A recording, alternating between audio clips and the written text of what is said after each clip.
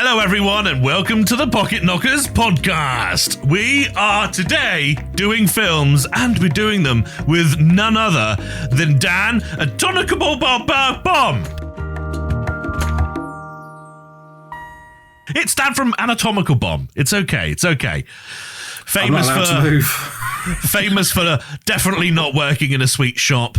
He's got a YouTube channel and follow him on Twitch and of course Twitter as well. Anatomical Bomb in all those places. Dan, how are you doing today, sir? I'm all right. I had a big dinner. Good. Had a big old dinner. Yes. Ed, how are you today? I'm all right. I'm just looking forward to editing this podcast with the smoke alarm and the squeaky chairs. It's great. It's good. I've purposely got a chair. Those of you who are watching on YouTube, you can see I've got a different chair that doesn't squeak just for podcasts. We're not all made of money, Mike. No. We're not all made of money. Thank you very much, or friends. So today we are indeed doing films, and I can't. Sorry, Dan. What did you have for dinner? You had a big dinner. What was it? Well, it was a curry that I made, but it was predominantly rice. Oh, right. So when you say big dinner, you just accidentally made too much rice? And lots of rice with a bit of curry on top of it. What curry? Tikka masala. Oh, tikka. Nice. I thought that was going to get incredibly problematic there. I'm going to make a timestamp note.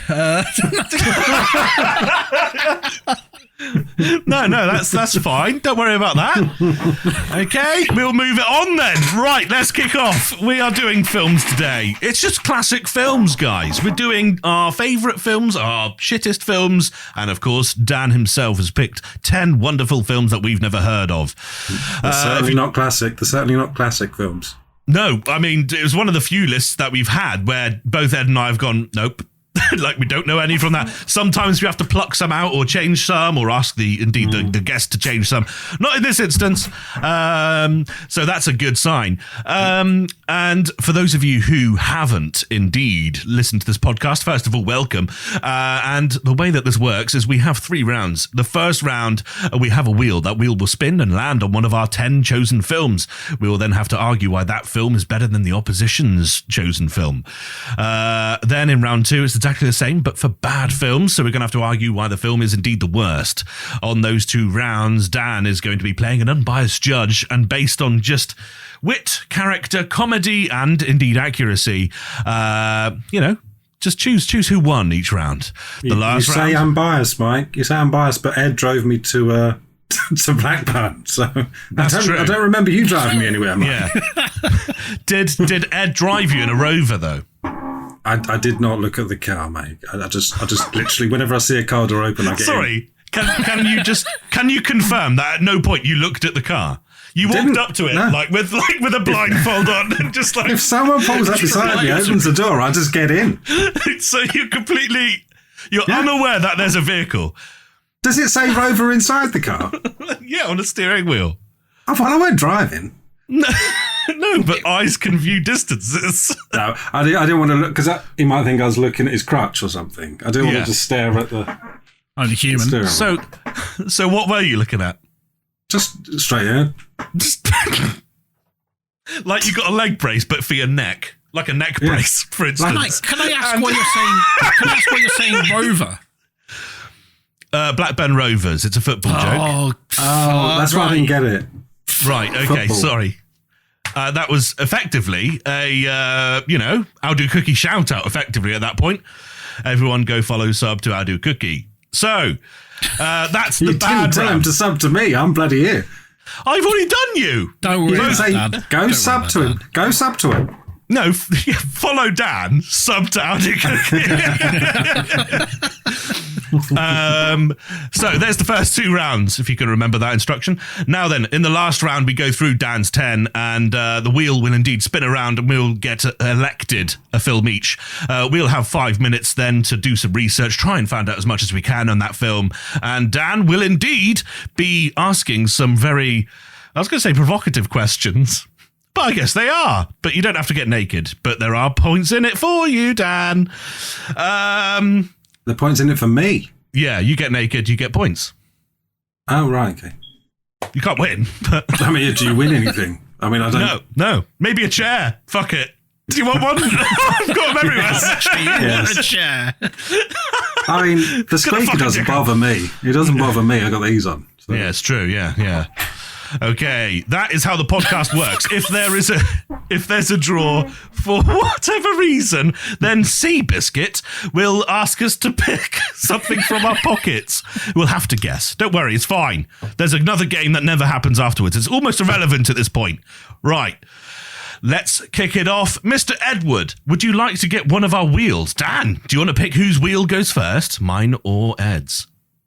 Do I get to see these wheels first? No. No? We can go through what's written on them. We can, yeah. No. I just thought there might be different colours or something. No.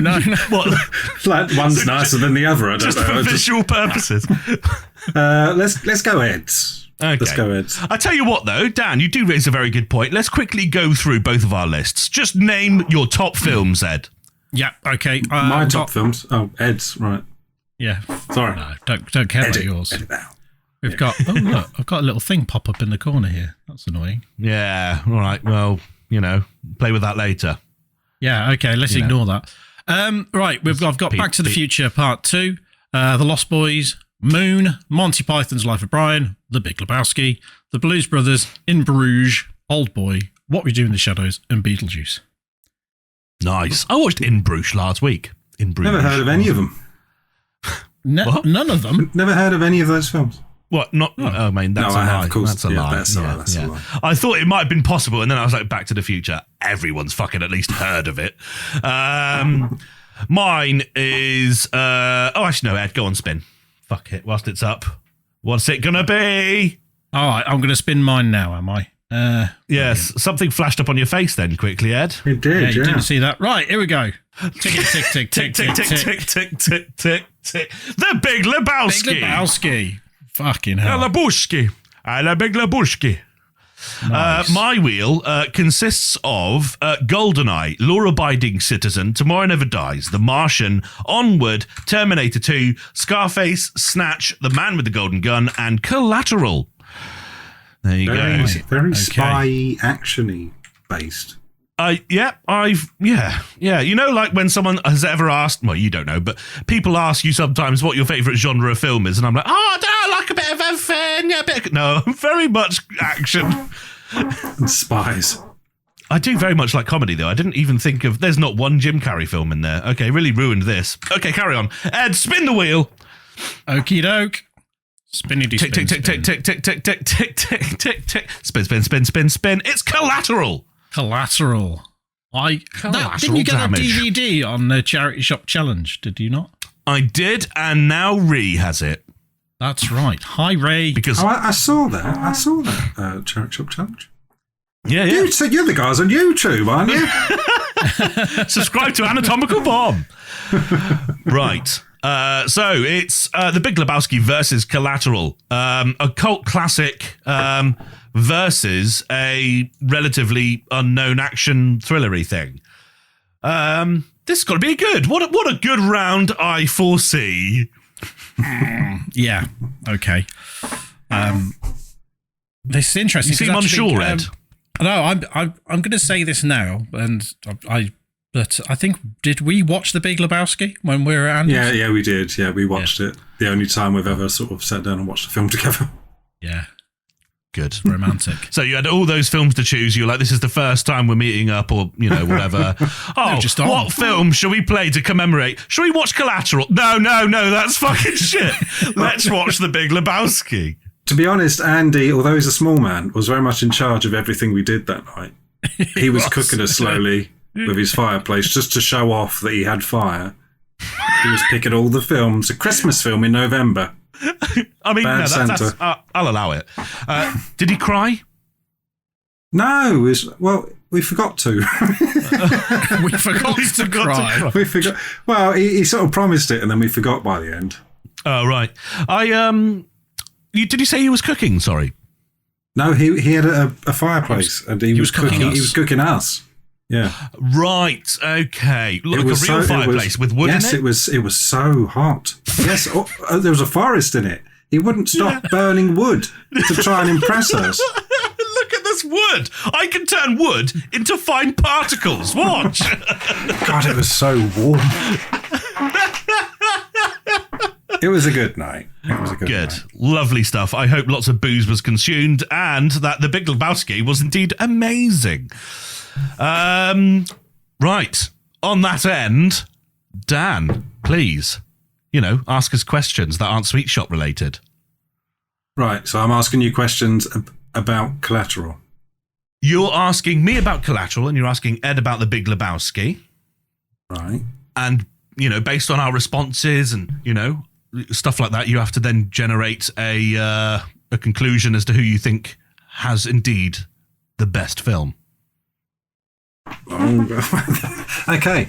Collateral. Yes. What was your favourite colour in that film? Okay, we're going here, are we? Yeah. The favourite colour is definitely, I think, and it's a slight note, but it's an oaky nutmeg. There's a slight oaky nutmeg there's a bit of a car chase happening towards the end, and it's just at the bottom of one of the buildings, just off camera. You can, not off camera, but just off frame. You can see it. There it is. A wonderful oaky nutmeg, which I think reflects how good the film is, because oaks are, they're really tall, robust trees. You can ask Howdy Cookie, because he wouldn't be able to fit one inside his fireplace. He would struggle because they're such big, tall, strong, good trees, just like the film Collateral. It's not a tree, it's a film, but it's big and strong. And nutmeg. Nutmeg, is that a colour? Nutmeg, yeah, sure. It is, isn't it? It's a flavour, isn't it? It's, in the same way that orange is both a colour and a flavour. I suppose, like purple. The reason I ask is because that film's predominantly grey. That was a test. Oh, right. Okay. It's a very grey film. It is quite grey. In the way that Tom Cruise has grey hair. Apart from that tree. Ed, you could play Tom Cruise in that film. You could. You could do that. We need to find a Jamie Foxx cover, though. Also, did you notice that Tom Cruise's the centre of his nose doesn't line up with his teeth? Yeah, but which one's wonky? His nose is a bit wonky. I don't know, but once you see it, you'll never unsee it. Everyone, pause this podcast now. Go and Google Tom Cruise, and you'll obviously see a picture of him smiling or whatever, and his nose will be off from his centre of his teeth. Not that we're body shaming here. It's just something that I noticed that I can never not see. Oh, you're right. I think you're allowed to body shame Tom Cruise. Yeah. How does anyone body shame Tom Cruise? The tip of his nose, it kind of extends downwards, but it points towards his right front tooth. Yeah. Just to clarify, I think is one of the best features about Collateral, the best film ever. What, Tom Cruise's nose? Am I asking Ed a question now? Sorry, I just wanted to shred. You can flip-flop if you want to. Yeah, go for it. What, we flippy-flopping? Asking me a question. Yeah, so would I normally go to Ed now, or would I go... Yeah. Go back and forth, yeah. Right. Oh, sequential questions. Ed? Yeah? What is the funniest line in The Big Lebowski? Oh, what is the funniest line in the film?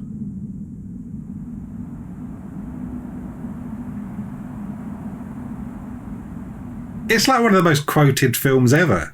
Yeah, I can't think what it is. I'm trying to think. What was the best colour in the film? No. I'm going to the best sequence here I can think of in the film is when the sheriff throws the cup at his face. That'll do it. Yeah, that is the best sequence. I agree.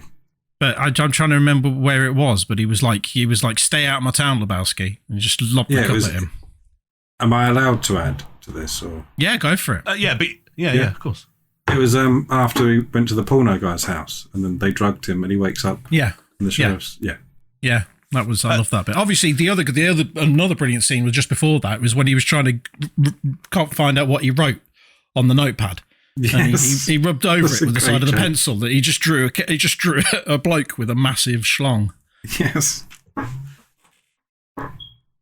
Yeah. I haven't seen The Big Lebowski. What? You're missing out. Well, I fucking wasn't invited to the sauna that was I'll Do Cookie's house, so I will never fucking watch it now. What? I've seen it hundreds of times before that. Sorry. And, as somebody who seems to like spy films, it is a kind of a sleuth spy film, isn't it? I suppose. Yeah. He's a spy in it, I suppose, or he's trying to unravel the mystery. It'd be right up your street, Mike. Oh, fuck. Right up my alley. Is it alley or street?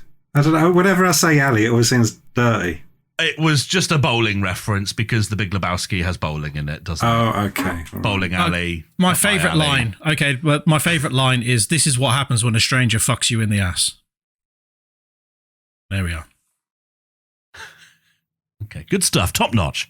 Okay. No, when you fuck a stranger in the ass, not when a stranger fucks you in the ass. That's We were going to let you off. different. Wow, it's your favourite film. And I can't remember that. Woo!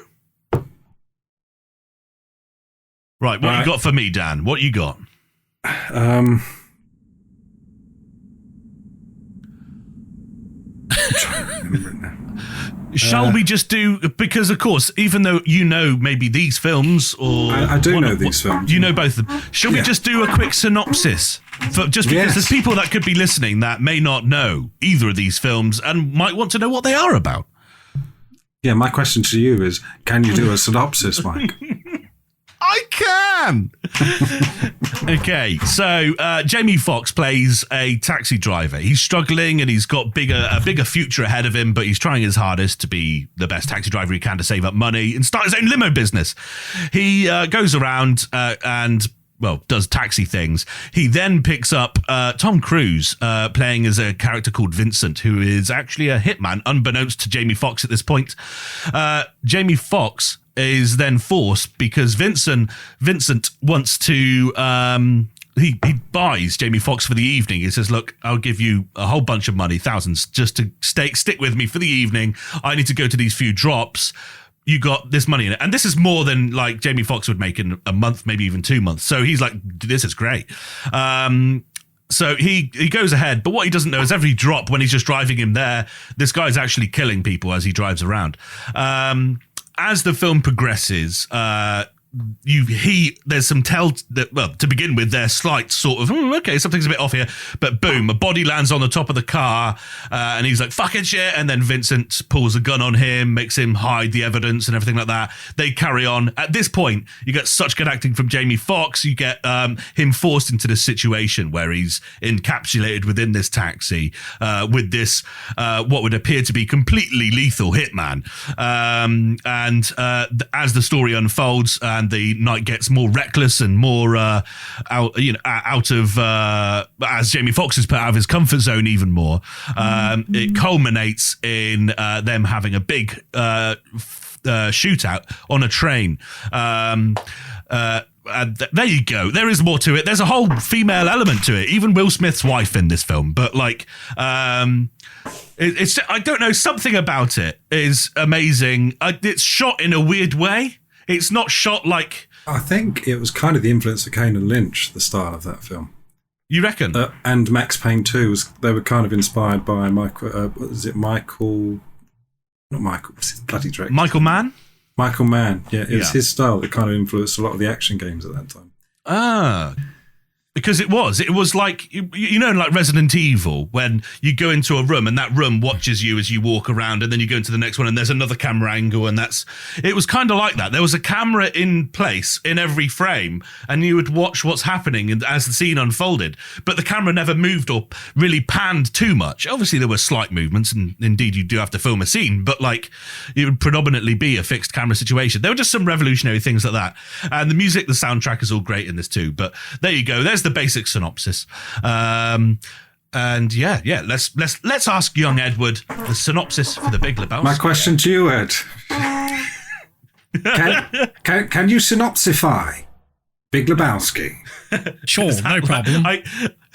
Sorry, I just imagined you saying that to the Chemical Brothers Galvanize. Synopsify. Bam, bam, bam, bam, bam, bam. It's an app I'm working on. Synopsify. You feed it any film and it writes a synopsis for you. It's like Shazam, but you talk into it and it tells you what film you're talking about. Yeah. I'll be rich, I tell you. Google doesn't do that already at all. Right. So, yeah. Well, Ed, it doesn't make synopsis from... Sorry, no, you put anything into it. You can put a home video into it and it will write a synopsis. It's not like you've got a synopsis on Google for your home video. You literally feed it in like a fax machine. Oh, frame by frame. Right, got it. Yeah, no, you take the videotape and you push it in. Videotape. Right into your home speaker. Just yeah. Can you do that visual aid for us again, please? What, the visual aid of me fisting something invisible just off camera? There you go. There we go. I shan't say what that looked like for everyone listening. You'll break your fingers doing it that way. So, Big Lebowski's set in the early 90s, and it's about someone called Jeffrey Lebowski, but he's known as the Dude. The Dude goes home one day to find his house is being burgled and someone's pissed on his rug. He's not very happy about it. They grab him by the face, slam his face down the toilet and ask him where the money is. Constantly repeating, where's the money, Lebowski, where's the money? Doesn't know what's going on. Then they realise that they've got him mixed up with another Jeffrey Lebowski, who is a millionaire, and he is the titular Big Lebowski. So he goes to this guy and he wants compensation for his rug. Has an argument, he leaves, but he gets a rug anyway and takes it home with him. But on the way, he meets Bunny Lebowski, which is his much younger wife. But later on, they enlist the Dude to help them find out who has kidnapped Bunny Lebowski. And it's just about him attempting to help them, but he's got his Vietnam veteran friend Walter, played by John Goodman, and he's a brilliant character. And he gets very heavily involved, and it considers it a very military operation. But various things happen throughout. In involvement with, as we mentioned before, some guy who runs his own porn empire, nihilists, and a young lad, who stole his car. But loads. Larry. It's just funny throughout. It's funny throughout. Was that his name? I think it was Larry Sanders, wasn't it? Because it's no, not Larry. I think Larry sounds familiar. This is what happens, Larry, when you fuck a stranger in the ass. Yeah, that sounds right. Yeah, but yeah, that's the It does sound right, doesn't it, Ed? That line is when he's smashing up this car because he thinks the guy spent all the money that they had for the payoff money for Bunny Lebowski. He's smashing this car up, and they find out it's just a guy across the road who's got this brand new car. I guess you have to watch it. Am I supposed to be saying things? Because I feel like I might be helping Ed out. Well, Mike's squirming there, but... No, I'm liking this camaraderie. You both have the love for the same film. That's good. There are, as long as your end judgment is unbiased and you somewhat, feel to yourself in that respect, you can fucking do what you want. It's a fucking podcast. It doesn't matter. We're not Joe Rogan. Just fucking do what you want. It's all right. It was Larry Sellers. You're right. It is Larry Sellers. Larry Sellers. Yeah. Yeah. That's what happens when you fuck a stranger in the ass. Yeah. It's brilliant. I remember watching it years ago. I watched it on Film 4 back when I think Film 4 wasn't a free service. Back when Film 4 was great. Yeah, and I thought it was absolutely fucking brilliant. And yeah, to this day I still watch it. I don't watch it regularly enough to remember every single bit line by line, but that's because sometimes you worry that you won't have the appreciation for it as much if you watch it things constantly. But I watch it at least once a year. How often do you watch Collateral, Mike? I would say I watch it once to twice a year. Really? Yeah. Twice a year? Maybe. I mean, as Ed said, like, you don't want to completely rinse something, especially if it's your favourite film. That is good. That's too much, isn't it? Twice a year? You would say so? Yeah. I would absolutely say twice a year is too much for any film. Once a year, that's all right. Once a year? Really? I mean, it must really be your favourite. Have you ever watched a film back to back? Like you've just loved it so much, you're like, I want to watch that again right away. No. No? But in the old picture houses, when you pay once to get in, and then just stay in there all day. Not necessarily. Like, you rewind the video, or you just replay the DVD, or, you restart the illegally downloaded film. Whatever, whichever one tickles your fancy. I've never done that, no. Have you not? Ed, have you? No. Probably back when I was still living at my mum's and I had bugger all else to do. And maybe the DVD was in the player. I'd maybe watch the same film once again. I think if it was, it probably would have been Blade. I was probably like the first DVD I owned was probably Blade, and so I watched it. See, when we got a DVD player, you got the box and it had 50 films with it. Okay. And there was 2 films you recognised, and the rest were Bram Stoker's Mummy or stuff that. Howling 5. Was one of them Lawnmower Man? Yeah, that was the one I knew. Yeah. Yeah. I've not seen Lawnmower Man. Have you not? Pierce Brosnan was in that, wasn't he? He was, and Jeff Fahey. Yeah. Very good. It's supposed to be based on a Stephen King short, but I've read the short, and there is a lawnmower in it, but it's very dated. It relies heavily on computer graphics. It's my God, impressive at the time.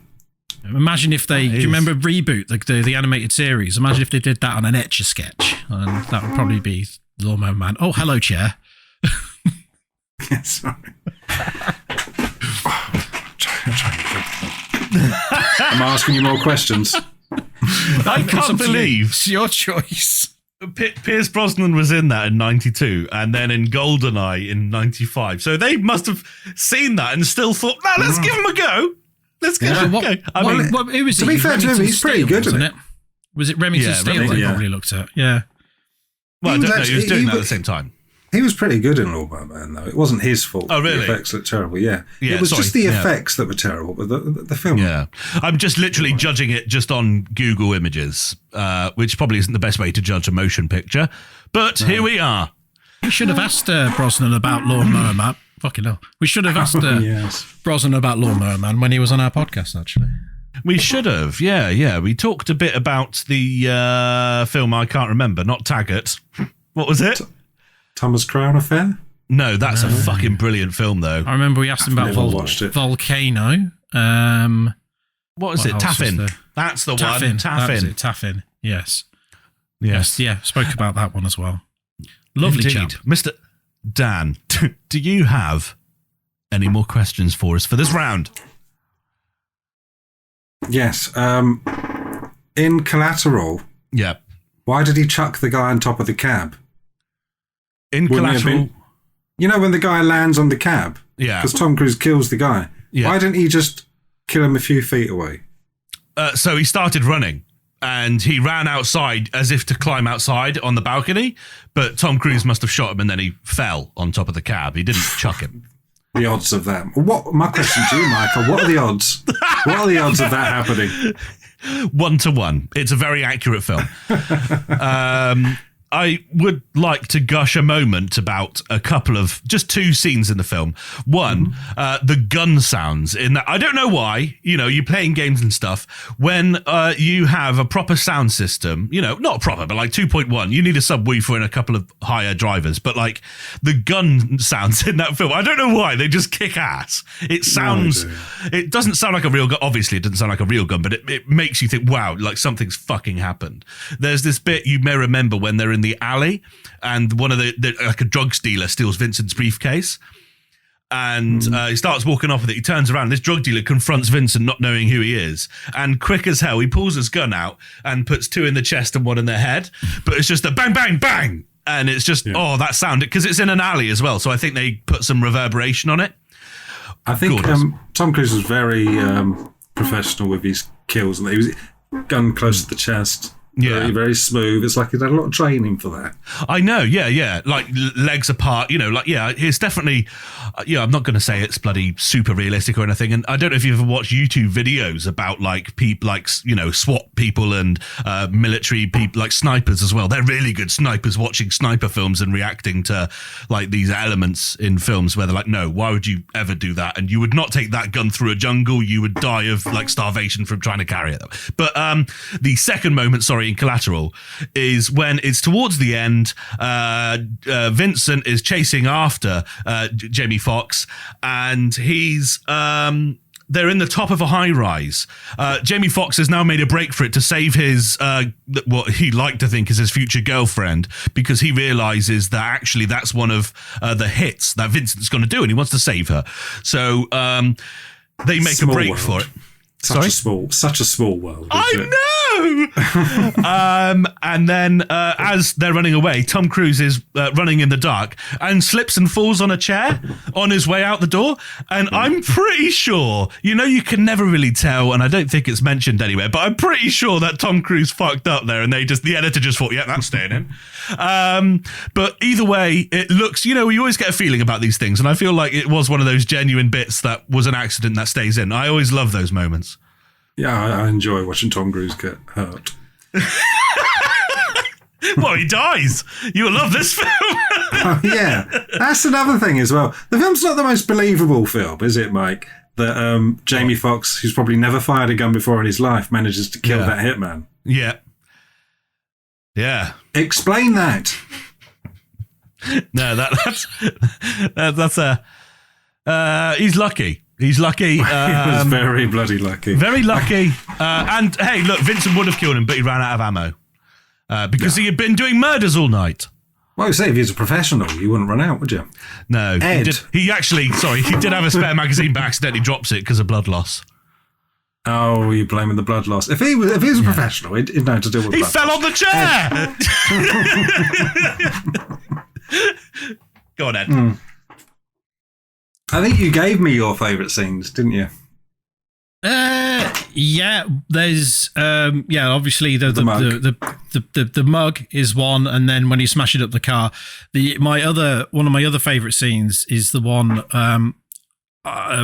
where he's driving along the road and he's jamming to the music, and he's towards the end of his joint. He doesn't have his roach clip with him, so he's there just trying to take the last few takes. He drops it. What's a roach clip, Ed?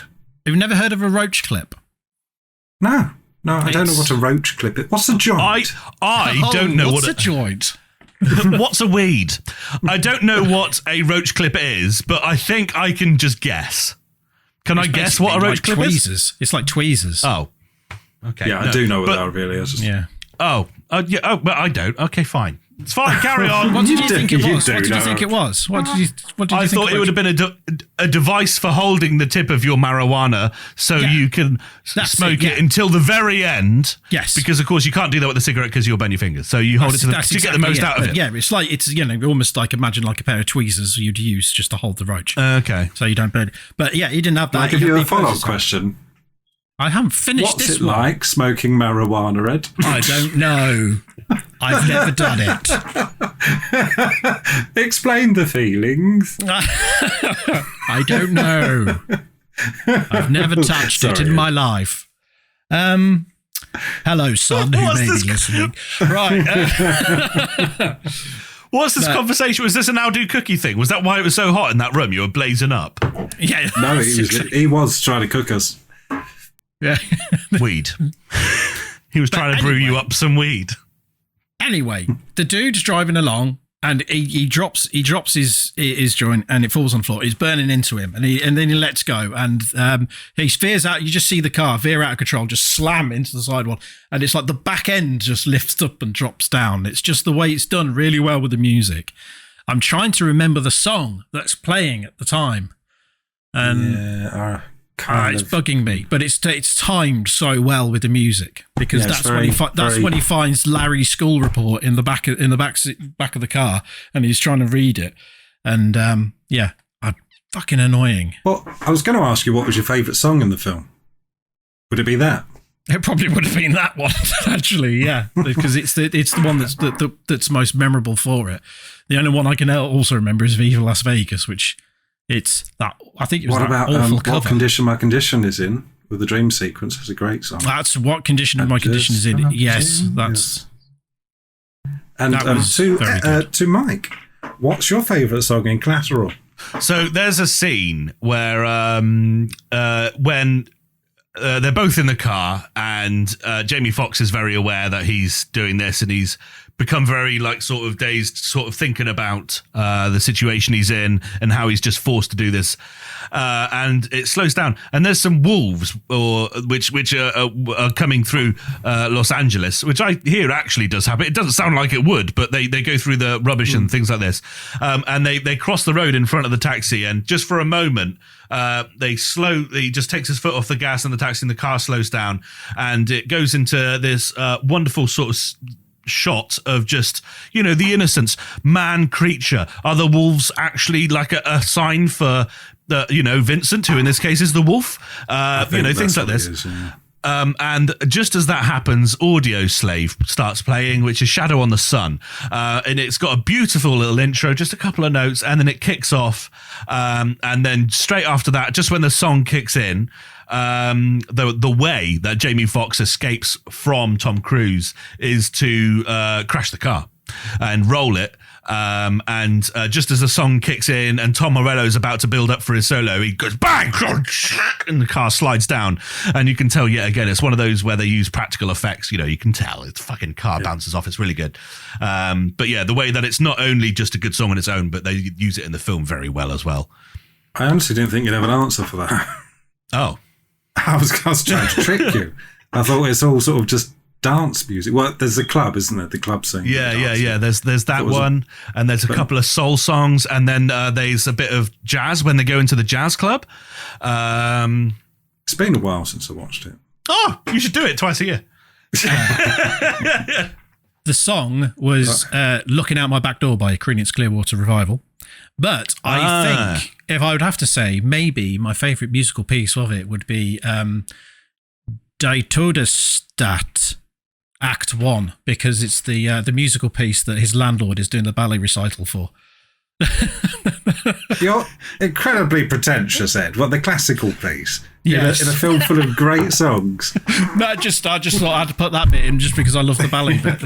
When you said, is it a German name? I thought it was a song that the Nihilists were playing on their stereo. Die Todesstadt? No, it's not. It's not. We like Die Todesstadt. We are Nihilists. Yeah. My girlfriend cut off her toe. I'm sure this is beautiful if you've seen the film. It is. You should watch it, Mike. You need to watch twice it. a year. Have you seen Collateral before, Ed? I have not seen Collateral, no. We need to do an evening. Next time I come to yours, we'll do an evening where we'll take a break from drinks for a moment and we'll watch The Big Lebowski. Why don't we drink and watch it? The best thing to do. Because The Big Lebowski's best film for drinking. Ed, I'm very aware that when I come and visit you, my blood turns into 90% ethanol. And usually by the time it comes to driving home, cruise control's definitely doing most of the work. So I don't know. I feel like maybe an evening without some drinks might not be so bad sometimes. We'd definitely probably drink. I think you should do it like your Pocket Knocker stream and just have two TVs next to each other and watch your individual films. What? Just our video, Yeah, like our faces. You both play your separate games. You can have your separate films, couldn't you? We're watching our separate films. That would be completely copyright, wouldn't it? No, but I mean, like just when you're sitting in Ed's house, just put the other TV in, just for our simultaneously watch them. Oh right, okay. Put our headphones in. Yeah. No, I don't know headphones. Hello and welcome to the Pocket Knockers. That's how we always answer the front door to Mike. Yeah. Right, so am I to choose now? Yeah. Pick who you think has not only been, the most comical, but you think is, the most persuasive, passionate, informative, about passionate. The film? Yes, as well. But of course, you know both films, so you have the luxury as well of also saying, well, this person was actually almost more correct in, describing the film. So it's up to you, sir. I think I'm going to have to go with Mike, just for the whole wolf scene. It seemed like the wolf scene really sort of struck a chord with him. Oh, Yeah. I mean, it was. I'm a musician. I would Is, agree. I just kind of went, yeah, it's that scene. Do you remember that bit? That was good. Well, I just don't remember you being that excited when we watched it, Ed. You were just kind of, I had about 2 bottles of wine by that point.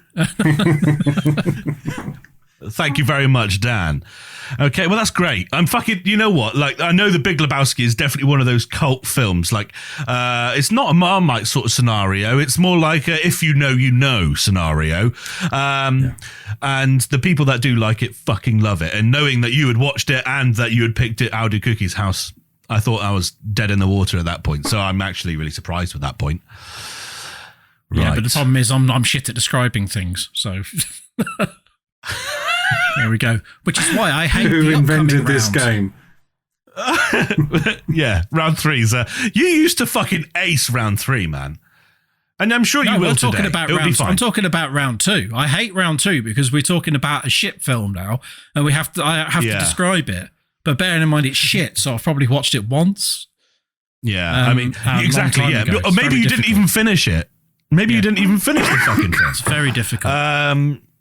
Okay, so I tell you what, because Ed went up with Dan's blessing, of course, because Ed went first last time, should I go first this time? Or do you want to do Ed again? It's up to you. Yeah, go on, Mike, you go. Okay, so from my list, I have OHMSS. That's On Her Majesty's Secret Service, James Bond film.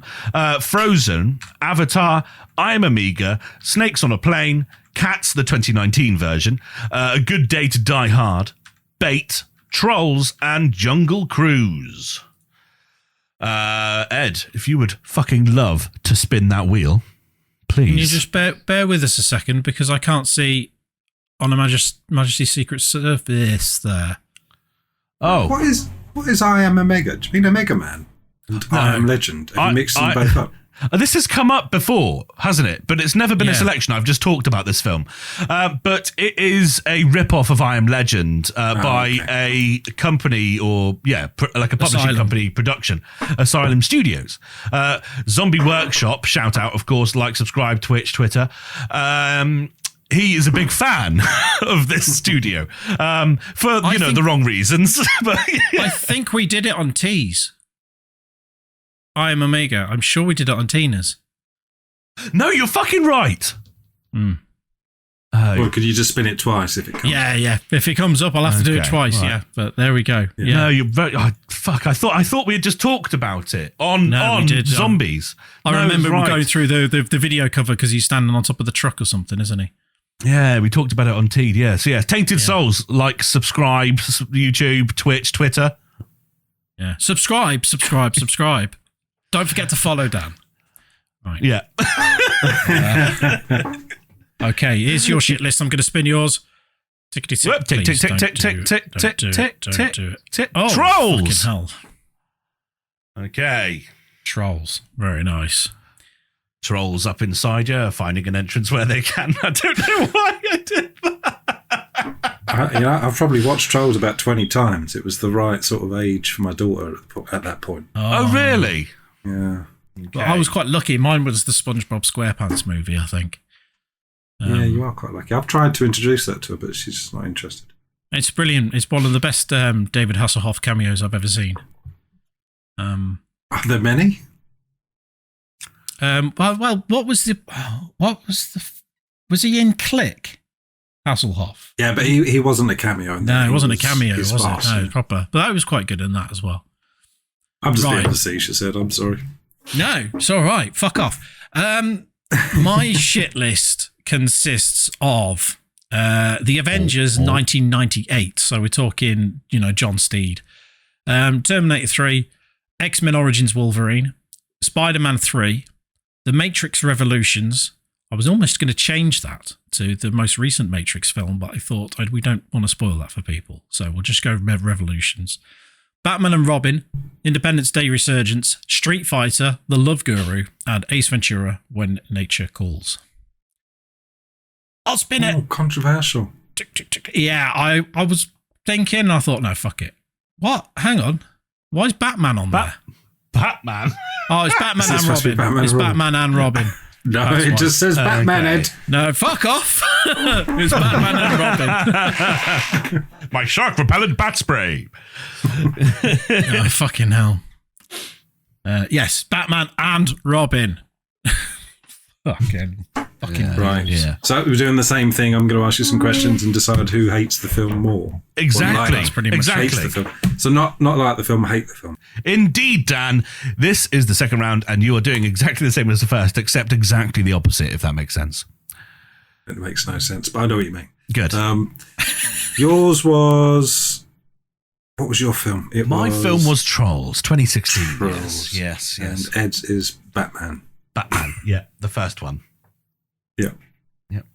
Or is it the new one that's coming out? Yeah, give it a chance, Ed. Fuck's sake. It's Batman and Robin. Jesus.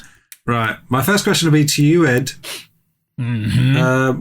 What did you think of the villains in Batman and Robin? The villains in Batman and Robin, which was fucking hell. We had Mr. Freeze, which was played by Arnold Schwarzenegger. He had all of the puns. I think everyone had puns in this. Then we had Poison Ivy, and Poison Ivy, along with them, had Bane as well, which was an interesting portrayal of Bane. I suppose it's almost like what they did to Ryan Reynolds in X-Men Origins Wolverine. He was just a dumb thing, and he didn't really say a lot. He just grunted, and he was strong. That was his thing. It's a difficult one because there are bits in it which are, you think like you could clip bits and you go, oh, that's funny because it's corny, but it is just really bad. You couldn't sit through the whole thing and watch it because it is all bad. It's one of these ones, I guess, like Nicolas Cage's Wicker Man, where certain scenes in it they've become a bit of a cult status throughout. Clips of it have, but you watch the whole thing together and it's just something you would never do. So it's not even so good as it's bad all the way through. It's just bad. Well, my issue with it, because I really liked Batman Returns, I really like Batman, and then it come to Batman. This Forever. was before Forever, wasn't it? No, this is Batman after Forever. This was after Forever because Robin Well, Batman was already Forever in it. was shit as well, though. And it was when Robin and Batman, they were fighting over each other because the fucking the love spray. Alicia Silverstone. Alicia Silverstone was in it, I mean- but it was all about Poison Ivy really because they both were infatuated by her.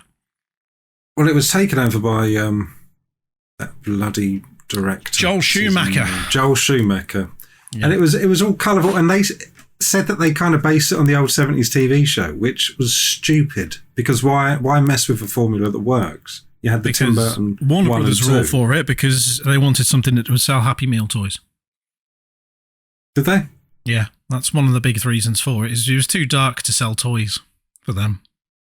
No, it wasn't. Save on inks. Yeah, that's true. But yeah, it was such a shame because I'm a massive fan of Tim Burton's Batman films as well. Which, if you go follow that route, we used to have Batman the Animated Series as well, and they introduced Mr. Freeze in that, and Mr. Freeze in that was great, and then they incorporated it into Batman and Robin, and it's just it's that the horrible silver spray paint on Arnold Schwarzenegger, and his brilliant catchphrases such as "Eyes to see you." A chill is coming or something like that. Yeah. Did anybody ever question the fact that when did he ever get time to do any signs when he was clearly in the gym constantly? That's It was true. a stupid idea to cast Mr. Universe as fucking scientist, fucking Dr. Freeze.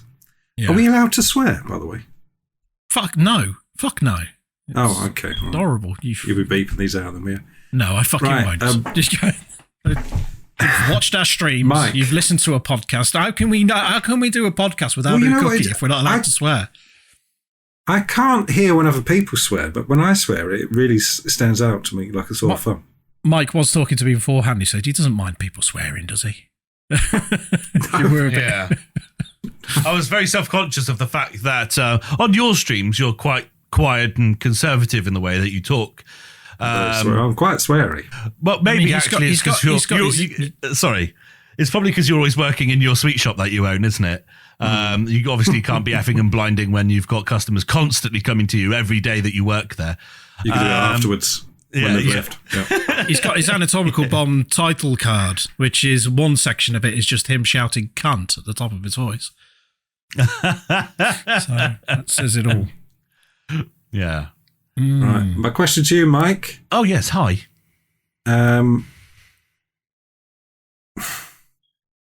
What's your problem with Trolls? No, it's not that. Just a fucking favourite film. Is there anything specific that you dislike about this film? Because, I mean, it is a kid's film. So what is it about this film that you don't like? Yeah, I mean, the thing is, you hit the nail on the head right to begin with. Now, I'm not one to start saying, this is comedy or not, this is a kid's film or not. I feel like there should be a sense of freedom and you should kind of do whatever you want. And if you think your kid should be watching Scarface when they're growing up, then you should do that. However, this film, as you say, is marketed for children. It's a Trolls film. It's very colourful. It's an animated film. Most animated films are naturally for children.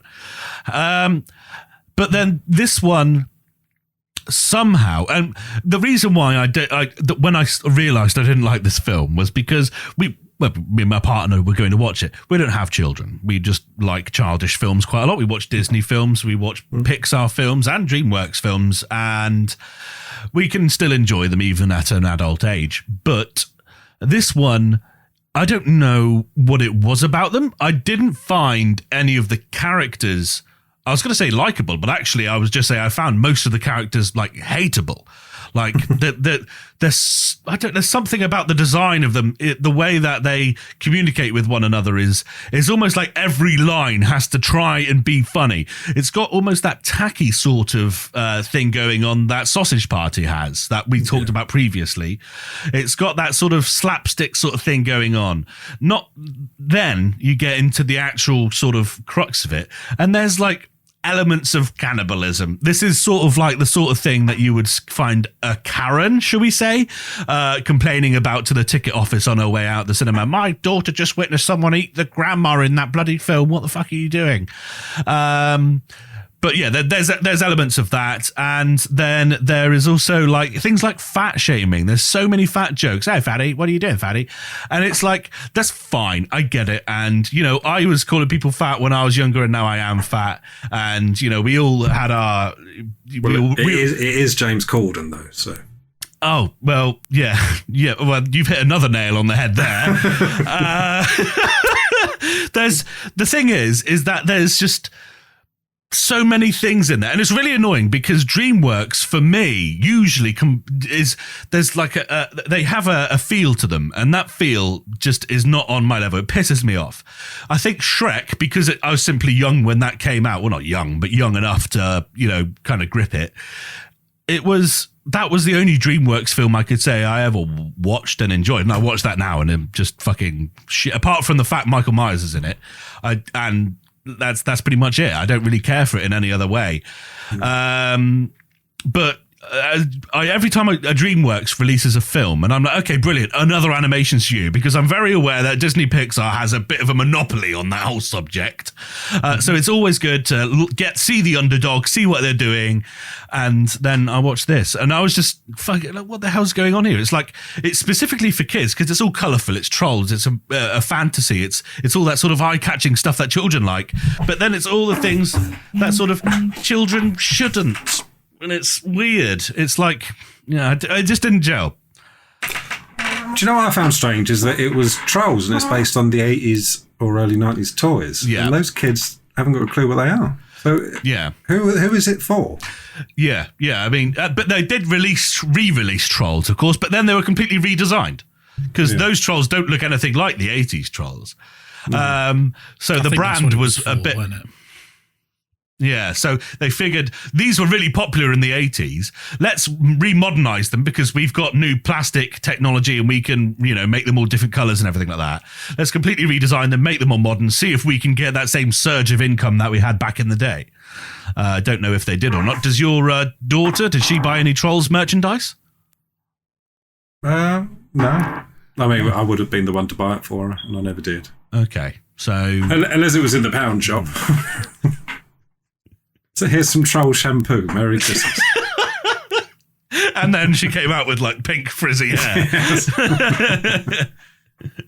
You're right there, Ed. Yeah, I was just reading about the troll toys because I know it was a Denmark company. I was just wondering if there's any reason why they bought them back, and I think it is because Dick Entertainment, DIC. Yeah, I'm very familiar with Dick Entertainment. I bet you are, especially with your VR headset. We've got they took the license for Troll Dolls in 2005, so I'm guessing it was part of their idea to try and boost the popularity of Troll Dolls back into it. It's definitely a franchising idea, I'm guessing. Yeah. Right. My question to you, Ed, is what makes Batman and Robin so much different to Batman Forever? I mean, can I ask, do you like Batman Forever? Batman Forever, I remember more than anything, a friend I was at school with, he really liked it. And he even had his birthday party. Everyone went round to his house to watch Batman Forever. It was. Do you remember when they used to do that in the old days? You'd go round to a party and watch a film. Awful. So we all watched it round his house. Sorry, just like you guys did when he went up to Our New Cookie. Yeah, well, we watched several films. Yeah. But no, just had a little non-birthday party. He didn't like people leaving the room and not watching the film. Everyone had to watch it. And the bit that got me, apart from the fact it was lighter or anything like that, because I'd watched the original Batman films. I mean, at this age, at the age a lot of these people were. I mean, he came from he was a very Christian family, so this was, I believe, Batman Forever was a PG, and the first two were 15 from memory. So he'd never watched the other 12A, ones before. I think they invented 12A for Batman Returns. I think they invented a new but they weren't 12A on video. Were they not? No. Yeah, I think they did something. They invented it. But either way, he wasn't old enough to watch them, but he could watch Batman Forever, so he'd watch that. But I was, one of the few people that watched the other two films, and it really fucks me off. I think it was the first 15. No, first 12. Forget it. Go on. Sorry. Okay, that's all right. Edit it so it looks like I know I'm saying. The bit that looks like I'm smart. The bit that really fucked me off was when they went back, and I think did they say in Batman Forever that it was Harvey Dent who shot his parents? I believe. I can't remember if I'm right there, but I'm sure they changed the origin of the shooting. The Joker did, in Batman. Yeah. But they seem to have changed it, even though it's supposed to follow the same story. I might have that wrong, but I just remember that being a bit shit. Oh, and also Two-Face was Two-Face because I think in a court case, someone did they throw hot coffee at him, or did they replace him? He had a bit of paper just there, didn't he? Yeah. It was just a bit shit, that thing. But they had some entertainment value in it. Well, Jim Carrey still wasn't as good as the first two, and then it just got all chucked out the window in the next one. It was just fuck. I just don't like it at all. It's just too, as you say, too light. And I think the lot of Gotham City was heavy computer animated as well. Well, the Gotham's supposed to be gothic, isn't it? And then those two films come along, and it was bloody neon. It still looked a little bit in Batman Forever, a tiny bit, but the next one it just seemed to be bright lights. I remember because they had the metro system, the monorail system they had going around the city and everything like that. It just looked all horrible CG. Visually it looked awful, and you got a real good look at Arkham Asylum in it, and it just everything just looked like a joke. It looked like if they were to do a really camped up version of the Munsters in colour, that was probably more what it looks like than Batman. They are making the Munsters, aren't they? Rob Zombie is, yeah. I'm looking forward to that. I'm hoping he does well with it. Yeah, I'm hoping he casts his wife again, because she's not in enough. No, she really isn't. Yeah. But Batman Forever, Batman and Robin is 10 times worse than Batman Forever. Batman Forever is barely passable as a Batman film. Would you say Chris O'Donnell is wholly unlikable? I can't fucking stand Chris O'Donnell. Was it in Batman Forever where he took the Batmobile for a spin? And he ended up going down some alleyway, which once again, it was all neon paint everywhere. And he was caught up in a fight. Forever, yeah. Is that what you said? Yeah. And then in Batman and Robin, he just became more of a dick because he felt like that he didn't have enough control. That's when they started fighting. Oh, don't forget the Bat credit card as well. When they absolutely wreck the place, and he's like, "Do you take plastic?" And he's got, I think it says "forever" over it, but it was Batman and Robin, I'm sure. There was lots of awful scenes. It was just terrible punchline after terrible punchline. As you said, they're probably trying to go more for the campiness of the original films, but they just didn't work. And it doesn't mean you can't do it to this day, because they started doing the animated Batman movies recently, which were based on the original series, and they were all right. I think it was before Adam West's passing, because he was in it. It just doesn't work. Which film had bat nipples? Both of them. On the so the first one, it was I can't remember. He got absolutely battered, I believe, and then he had to get a new suit before the final climax of the film. So they both donned the Batman and Robin suits, which are all like more silvery than black, and then that's when the nipples started appearing. Have you ever watched Fanboys? No, I can picture the front cover. It was when this guy he had terminal cancer, and he wanted to watch Phantom Menace before it was released, so they were going to break into Skywalker Ranch. At one point, they bumped into I'm trying to remember his name. I know he's a very controversial character now. Is it Harry Knowles, the big ginger movie critic? I don't know, but he was there was a guy portraying him in it. I'll have to check his name in a second, but there was a line in it when he heard something ridiculous, and he said, "That is the most ridiculous thing I've heard since Schumacher put nips on Batman." You're right. Yes, Harry Knowles is the critic. Yeah. What would be the purpose of putting nipples on I mean, that's a whole extra bit of sculpting, isn't it? Yeah. Like, you'd have to spend, I've got another hour, let's put nipples on it. Oh, don't forget, we didn't just have the nipples this time, but when they were doing the donning of the suits, where you had the flash of the bat nipples, you had the flash of of Batgirl's nicely sculpted arse as well. So, yeah, it just... And you're saying it's a bad costume It's just the costume design...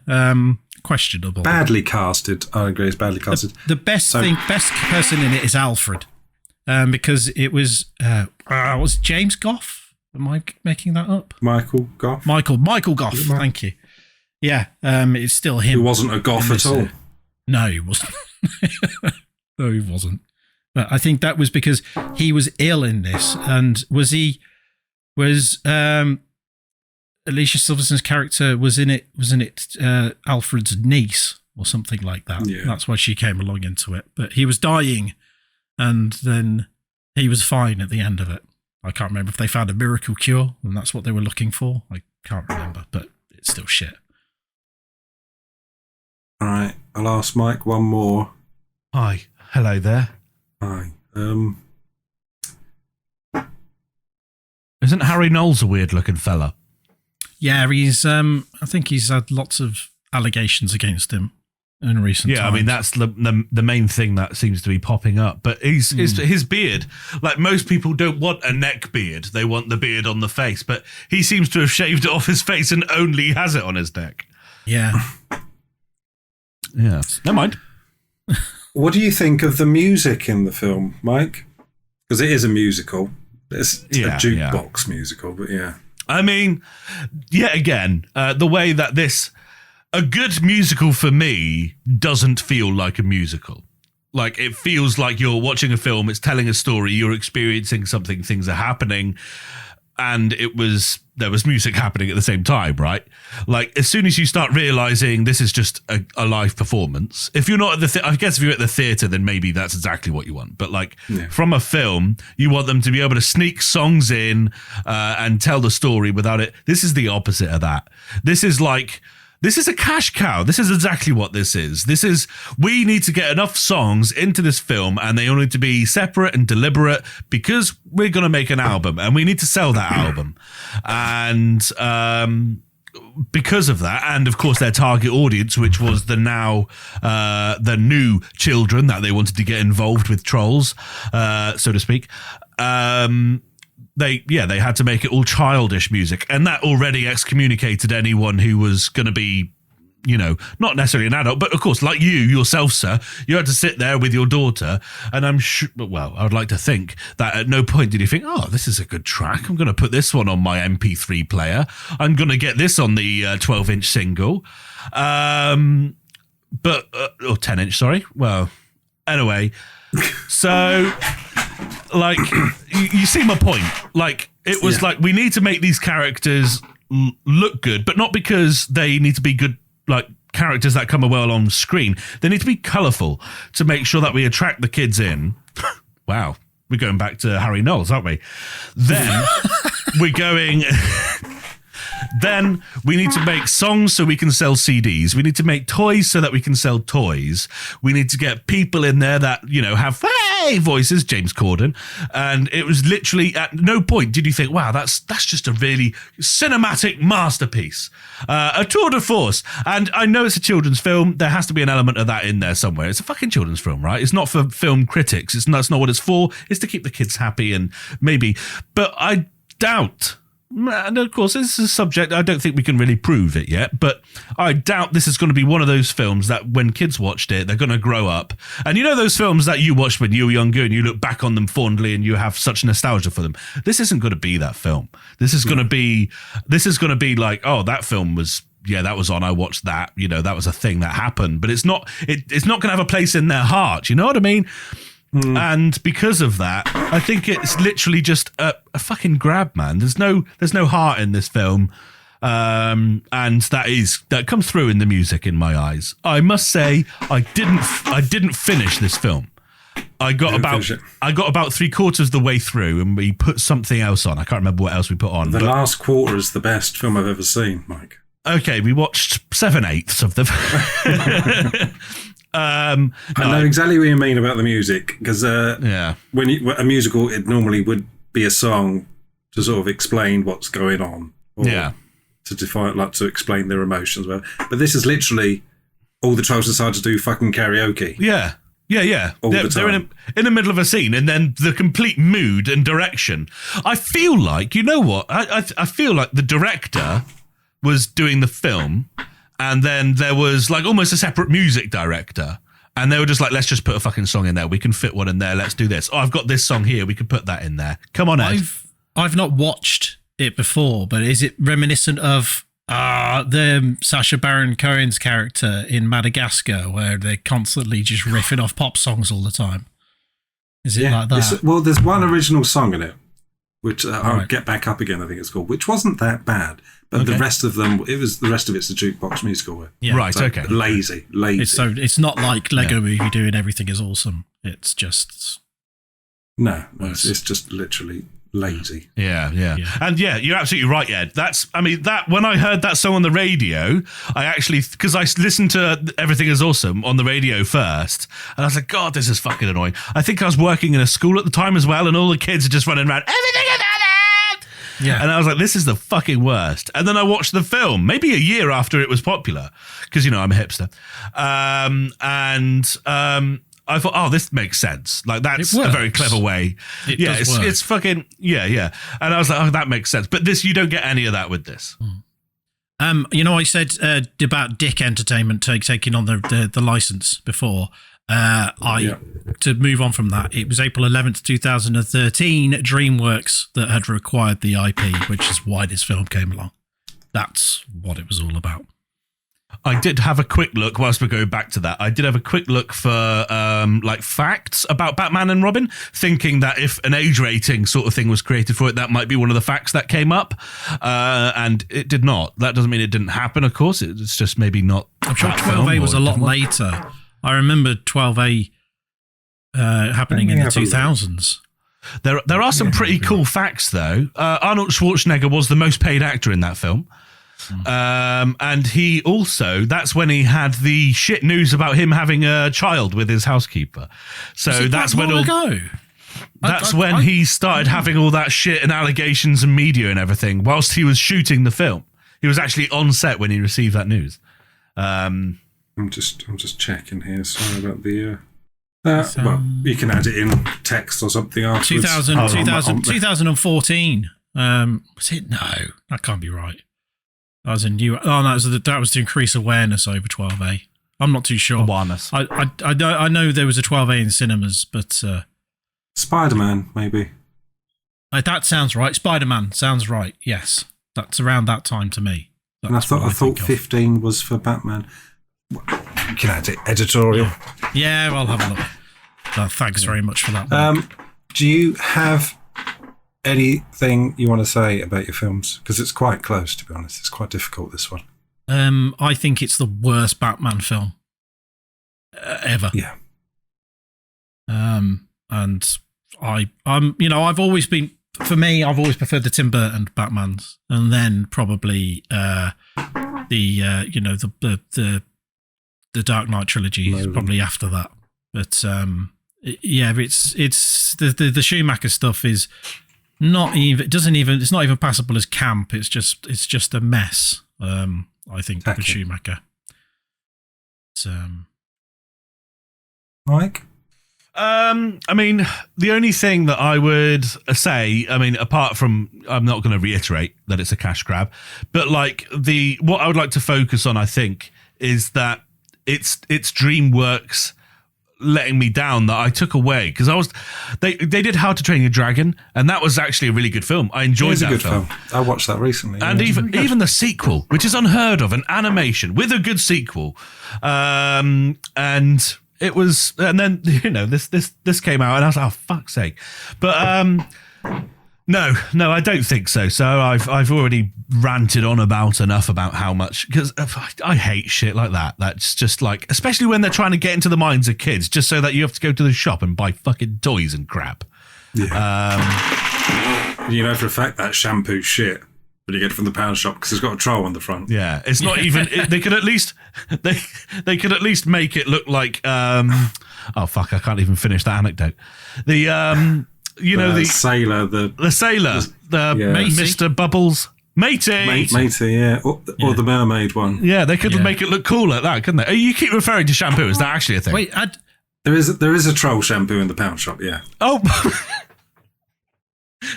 Still, or back when this was released? Well, might still be there. For quite a while. Might still be there. Yeah. I'll stay tuned for the Ashens review. But it burns your child's scalp off. Mind you, though, maybe not the right guy for that review. Actually, he's got a beard. He can shampoo that guy. Oh yeah. Make sure you follow, subscribe, Ashens on YouTube, Twitch, and Twitter. Follow Dan. He needs all the help he can get. He's growing. Hashtag small streamers. Right. Also, I just thought about Joel Schumacher. I ripped the shit out of these, and that's saying something, considering Joel Schumacher directed one of my favourite films, Lost Boys. I think he's gone from that. Oh, that's actually on your list as well. Yeah, he's gone from that to this. Yeah. He did go into a wave of shit films. They were going shitter and shitter and more colourful, kind of probably inspired by the Batman films, but like Phone Booth could have been better. It could have been grittier. But it was quite colourful and a bit too polished for what it was. And all of his films since then have been shit. Does he do anything anymore? Joel Schumacher? I think he's dead, so no. Oh, thank God. Yeah. He died in 2020. I remember tweeting about it, saying he's done so many good films, and at no point did I think, I'm Batman. I was just looking actually to see if I could retort with who directed Trolls and say, oh, well, they made, that amazing Shawshank Redemption. That was them. No. In fact, I was like, oh, maybe this is actually Lego Movie 2. And and then Shrek Forever After. Alvin and the Chipmunks. The SpongeBob movie, not the first one, but Sponge Underwater. Monsters versus Aliens. Like, there's just Python 2, Kung Fu Panda 3. Like, I don't know. Monsters versus Aliens wasn't that bad, actually. No, Megamind is on this list as well, actually. Megamind was okay as well, yeah. What, are they, not bad. Is it the same director for all of these films? That's, Mike Mitchell that did all those, yeah. You have to be a Mike certain type of Mitchell, director of course. to direct those kind of films, surely. It's got to be different than directing actual people. Yeah. A lot of as you say, almost he did also do a film called Zombie Massacre. This sounds like it's up your alley, Dan. Zombie Massacre 2013. Is it an animation? No. It looks like Asylum Studios made this one. It's the only time they've let him use an actual camera. There's one picture of a zombie screaming. She's got teeth on her teeth and then teeth on a small portion of her lips, like a cold sore became toothy. Maybe. Okay. Reich of the Dead? I'm going to say... that's the name of it. It's called Zombie Massacre, Reich of the Dead. It's all Nazi. Well, there you are. Nazi zombies. Yeah, never seen that before. Oh, it's an 18 as well. I hear it's actually the film that made the 18 certification initially back in the day. Fuck off. I'm sure Batman Returns is something like that. I'm looking forward to seeing a line at the bottom of this screen here that says... I'm not doing it. Yeah. Yes. And then when Ed's edited it in, he must also say it for the podcast listeners, I've got to say it as well for the listeners, which is even better. Yeah. Yeah, of course, yeah. Yeah. So the video will stop here. Fuck off, Mike. I'm not looking for it. And we're back in the room. Right. Okay. I told you. Dan. I fucking told you. So I need to decide which one of you hates the film the most. Which one you think is the worst film, based on the evidence provided? And of course, like before, based on passion and all that shit, and who you think is portrayed that they do. I'll have to go with Ed because it is a horrible, horrible film. I was surprised. I looked this up whilst we were talking, and I thought that I know Schwarzenegger. This film is also, always a bit of a shitty one, but like, I thought that this was like a bit of a cult following-y one because of all of those sort of quotes he's got and catchphrases, and everyone always references it, but it's actually a bad film as well. I didn't realise that. It's Very that's bad. I mean, Trolls. Go on. Sorry, Ed, go on. No, I was going to say Trolls is a jukebox musical, and it is to sell toys, but most clones are. And my daughters seemed to like it at the time, so that's kind of its purpose. It wasn't designed for middle-aged men. No. Sorry, how old are you, Mike? I'm 31. Had to think then. How old are you, Dan? I'm older than you two, which is strange because you two look bloody old. Sorry, I resent that. I mean, Ed does look old as fuck because he's grey. No, I'm 30. I think I'm 38. I'm at the age now where I forget if I'm 38 or 39. Oh no. Well, you're not. You're only a couple years older than Ed. Yeah. Look at him. Yeah, fucking right. You were saying about Trolls being a seller, Ed, by the way. Sorry. Fuck off. I'm moving on. Why have you got a can of Stella on your shelf? Yes, I've got a can of Stella on my shelf behind me, as long as my shelf of random shit, and there's a can of Stella there. But you've got like a load of stuff on display, and then it's not like you had it on the desk and left it there. Have you put it there on purpose? So he's shoehorning this in, by the way, because I explained this before. What's it? Has it got beer in it? Are you saving it for a special occasion? At DigiLive, I bought some. I had some cans of beer, but I was driving, so I didn't drink them all. Only 7 of the 8, and I gave a couple of beers to Dan, and in return, he left me a can of Stella in my car. And that Has it been is- drunk or is it sealed? No, it's been drunk since. That is the can of Stella. Yeah. There you go. Yeah, there you are. It's a bit, I bit have of a few memory- of Ed's dog hairs on my shelf. Yeah. What did you say? His car was full of dog hairs. I kept a few in a little sort of braid. And toenails. On It's like... Okay. Right. Well done, Edward. I'm sorry you had to sit through that film. That was so terrible. People were listening to what I said before, but I was about to say about your film about being a cash cow for franchising. That is why this film got shit, is because they wanted to brighten it up so they could actually sell merchandise. Yeah. And Yeah, going They on, made the second one, didn't they? There was the second one. and going on to the horror reference, by the way, you were talking about your DreamWorks director and the horror film. I'm surprised Dan didn't pick up the fact that you said Michael Myers played Shrek. Instead of Mike Myers. Oh, come on. What? It's Mike Myers played Shrek. Yeah. Michael Myers. Michael is Myers the- killed lots of teenagers. Yeah, Mike is short for Michael, though. but that's Are they why not- he's are called they not Mike into- Myers. He's not Michael Myers because Michael Myers was the name of a character in Halloween before he was famous. So his Is that name a is Mike fact? Myers. That's a fact. Oh, really? Yeah. Oh, well, I didn't even know that. I assumed that it was okay in 2022. Yep. To, just use a name. Well, if he ever hears this, he's never coming on this podcast. Both of those Ruined things it. aren't going to happen. Ruined it now. What's your favourite Wayne's World fucking scene? Me. Well, everyone in the room. Let's go Dan first. Bohemian Rhapsody. Mine is the cliche, Ed.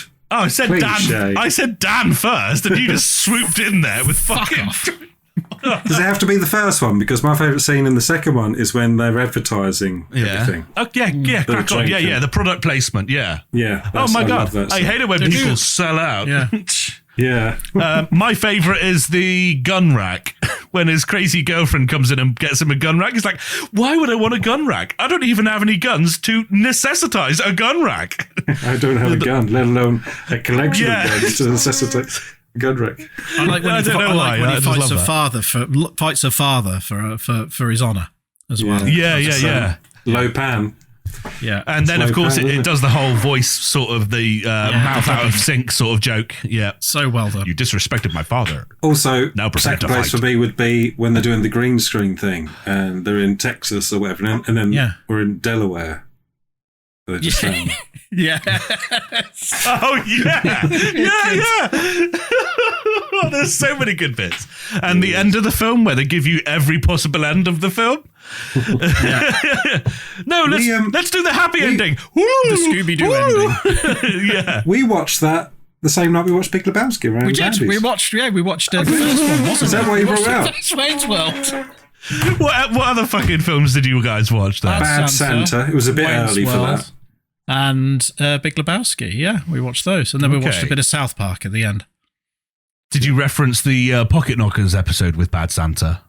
I think that's why we were watching it, because Dan thinks it's absolute shit. So Andy suggested that we watch it because it was on Sky Movies at the time, and we watched it. And then Andy referenced every single quote before it happened, like a whole minute one of those. before it was about to happen. He quoted it. Yeah. Oh, God.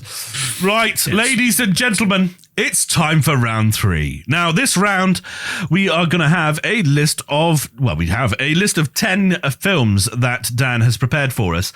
The wheel will spin and choose a movie for both Ed and I. Well, we have our own movies. Then we are going to have 5 minutes of research time, and we are then going to have to market this film back to Dan. Obviously, as with the first 2 rounds, Dan will prompt us with questions. This is definitely a round all about more improv, how much fucking research and memory you can just force in within that time. I mean, I think it's my favourite round, man. I fucking love this round. Dan, do you want to go through your 10 films that you've picked for us? Let me just let me get the list up. No problem. It's very, very much a horror theme. Yeah, horror theme. I see behind you, those who are listening won't be able to see, but you've got a collection of artworks on the wall behind you, and one of those is The Thing. Yeah, what's the what else we got on there? Tales from the Crypt Demon Night there. Okay. Creep Show. Stephen King thing. Oh, I do love a Stephen King. What's your favourite Stephen King film? That's a tough question. Mine's Maximum Overdrive is mine. The worst film he's ever made. I know, but it's so good. You're such a contrarian. Oh, Christine, though. Oh. Okay. Christine, well, there's a lot of good ones. It depends on the kind of mood you're in. If you want like an actual well-made film, then you've got things like Shawshank Redemption or The Shining or, I'd have to choose between Misery or The Green Mile. Oh, Misery's great as well. That's an Oscar-winning film, Misery. Yeah. So, I mean, you can go for your highbrow, which are great films, or you can go Cat's Eyes or something like that, which is a good film as well. Yeah. Pet Graveyard. That one. Pet Graveyard. Pet Graveyard. Pet Cemetery. I was being English about it. Actually, what is the difference between a graveyard and a cemetery? One's American. No, because you have cemeteries and graveyards. Wait, could it be something to do with a church? Yeah, mate, I think a cemetery is a graveyard on the church site.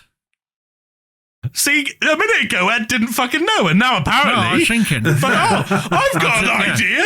I mean, because it's called a pet cemetery, there's no church there. So I'm wondering if it's a cemetery if there is no church. You reckon they went that factual with it? Oh, maybe. Maybe I was right. Maybe I was right, and it's actually a graveyard, even though they called it the wrong thing. Pet Graveyard. Maybe there is no difference. Comment below if you're watching on YouTube what you think it is. Make sure you follow, subscribe, and Twitter Coop Cooper, and follow Dan Anatomical Bomb. Right. Would you like my list? Come on. List of 10 horror films. Please roll through. Okay. In the Mouth of Madness from 1994. Yeah. Puppet Master from 1989. 1989. Pumpkinhead from 1988. Good. The Blob. No, actually, forget The Blob. That was cancelled. Waxwork from 1988. Oh.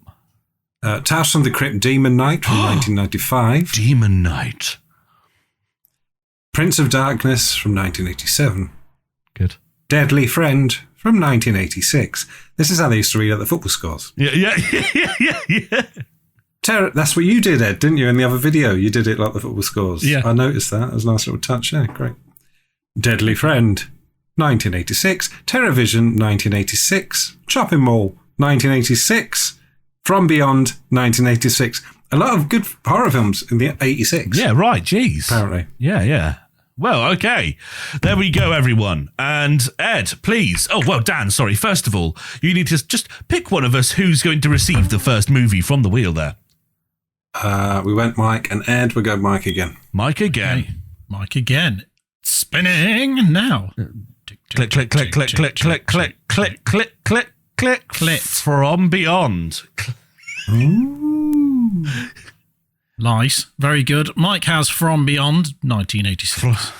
And I've got click. Ooh. Waxwork. Particular favourite of mine, Ed. I grew up watching this. Waxwork. Brilliant. Okay. No pressure. Yep, it'll be unbiased, of course. Dan. I'm assuming. I'm just simply saying that Ed's won right away. That's all I'm saying. Yeah, well, it depends, doesn't it? It depends if he's seen it. And I've got to describe it well now. Yes. Well, let's hope you do. What I'm saying is I know it very well. Okay. So, yeah. Well, let's hope that, Ed hits a lot of those points. Right. Everyone, we're going to take 5 minutes. We're going to do research. Bye.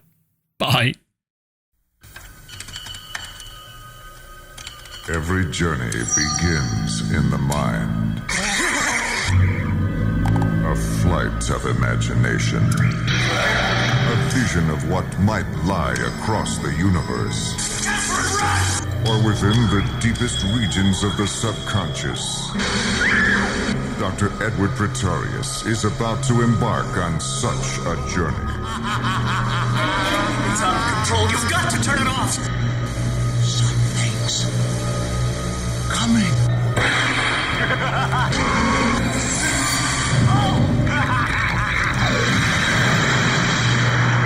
Humans are such easy prey.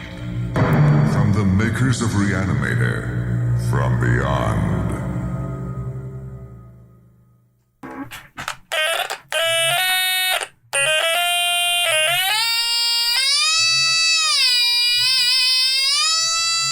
Oh, it's good. When you do the...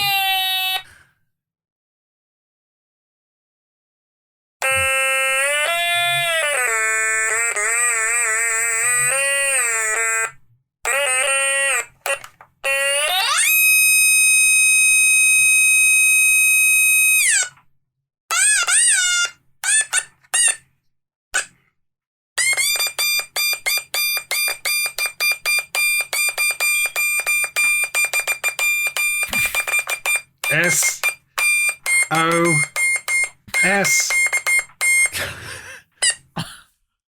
That's if Miles Davis needed help. It's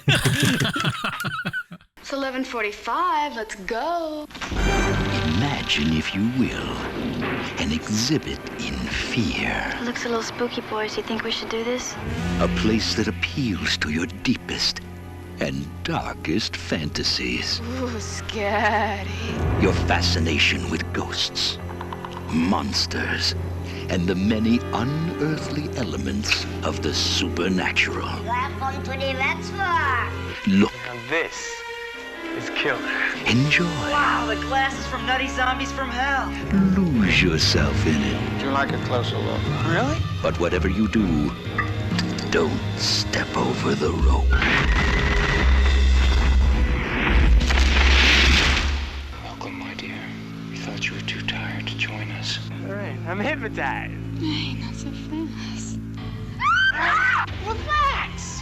Put on a cup of coffee. We'll talk about it. I want out of here, Sarah. I'm serious.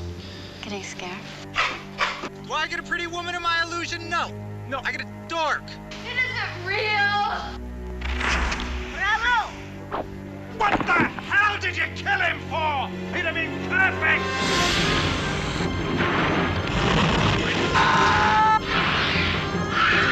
Live, my children. Live.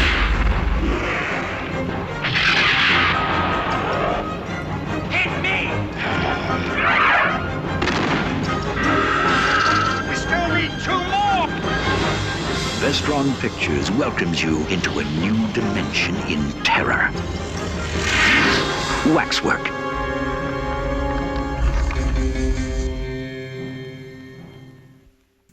Okay. Come on, Ed. Close your tabs and shit. I don't know anything about this film. Good. I mean, to be fair, I don't remember that. I also don't really remember anything, so. This is awful. This is the worst one yet. Okay, everyone, welcome back. It's time for round 3. We have had our, well, more like 10 or 15 minutes of research in which I think we can both say that actually neither of us has absorbed anything and we were just talking the whole time. So we used that time really well. I think It's nothing to do with the fact that Dan was fucking playing a stylophone over it whilst I was trying to concentrate. Yeah, as if it wasn't hard enough just to concentrate with the chair noises. Really spiced things up with the stylophone as well. So that's good. Thanks. Get I off need the to know porch. anyway because it's my favourite film. Yeah, it's my favourite film, Dan. I can't believe that you've asked me to talk about my favourite film. What are the odds? Please, ask us questions, Dan. Right. I probably should have thought of some questions. Well, you've had 15 minutes.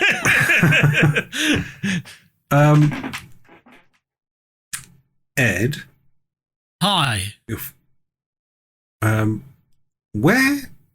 what is the point of the waxworks?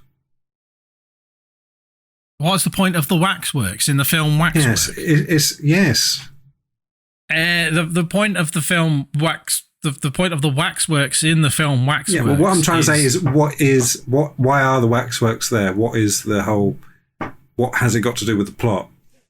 The thing about the waxworks in the film Waxworks is that they look like waxworks, but they may not actually be waxworks because they resin or something. Just don't interrupt me. I'm trying to explain about my favourite film. Fucking didn't read a thing.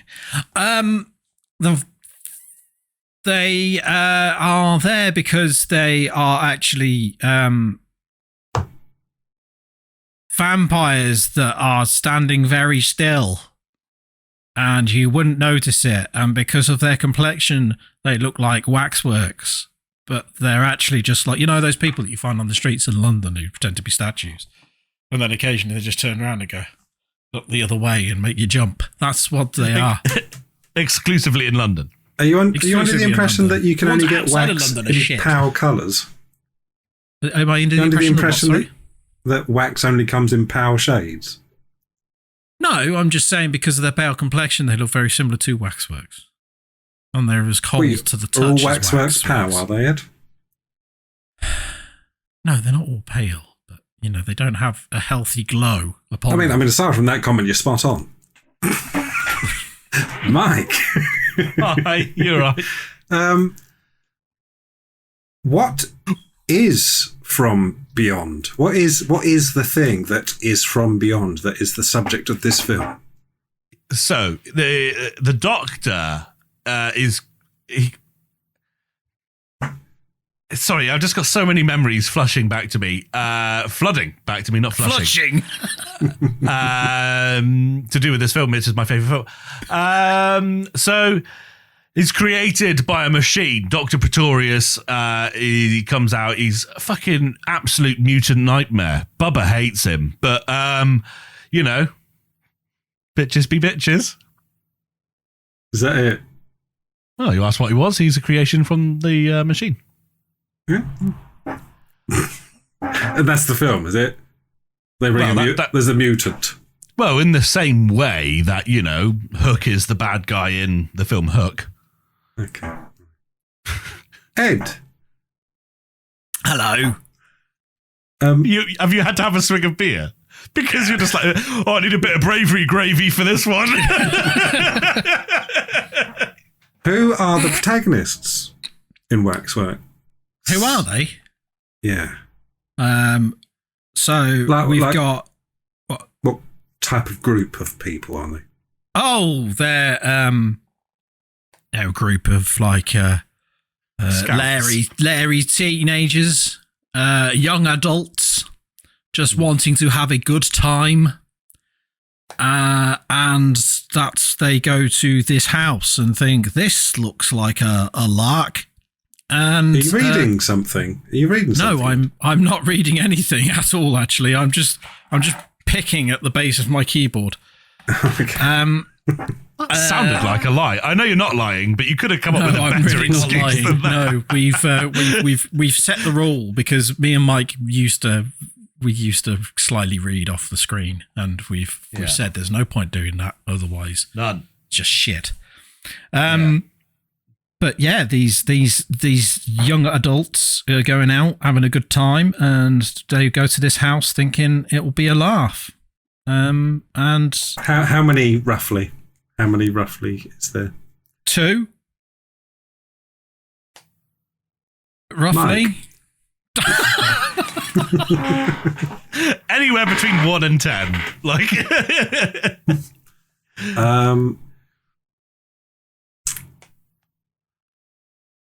So there's a mutant in this film, is there? Yeah. Absolute bastard. What does he look like? What does this mutant look like? Well, it's funny you ask, actually, Dan. The good thing about films in this era, but specifically this film, are the amount of practical effects used within it.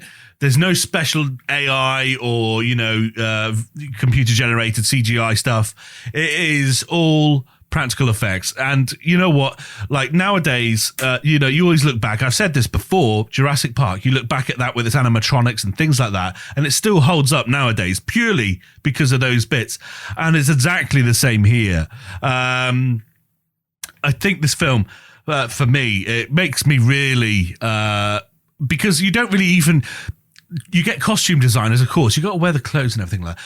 But like when you're talking about the makeup, you can tell that these people spent hours in makeup. To answer your question directly, Please do. He looks like a deflated Mr. Blobby. That also, there was an accident that involved some slime at Noel Edmonds' house party. And he's now a bit slimy. His skin's all falling off. He's got a big knobby bit on his head. Has he got the yellow spots? He doesn't have yellow spots. Maybe on his liver, but no, nowhere else. But yeah, no. The way that they do it and actually make it look very scary, and you can tell that it's a force to be reckoned with. It sounds like it. Ed. Yo. Trying to think. Right. So.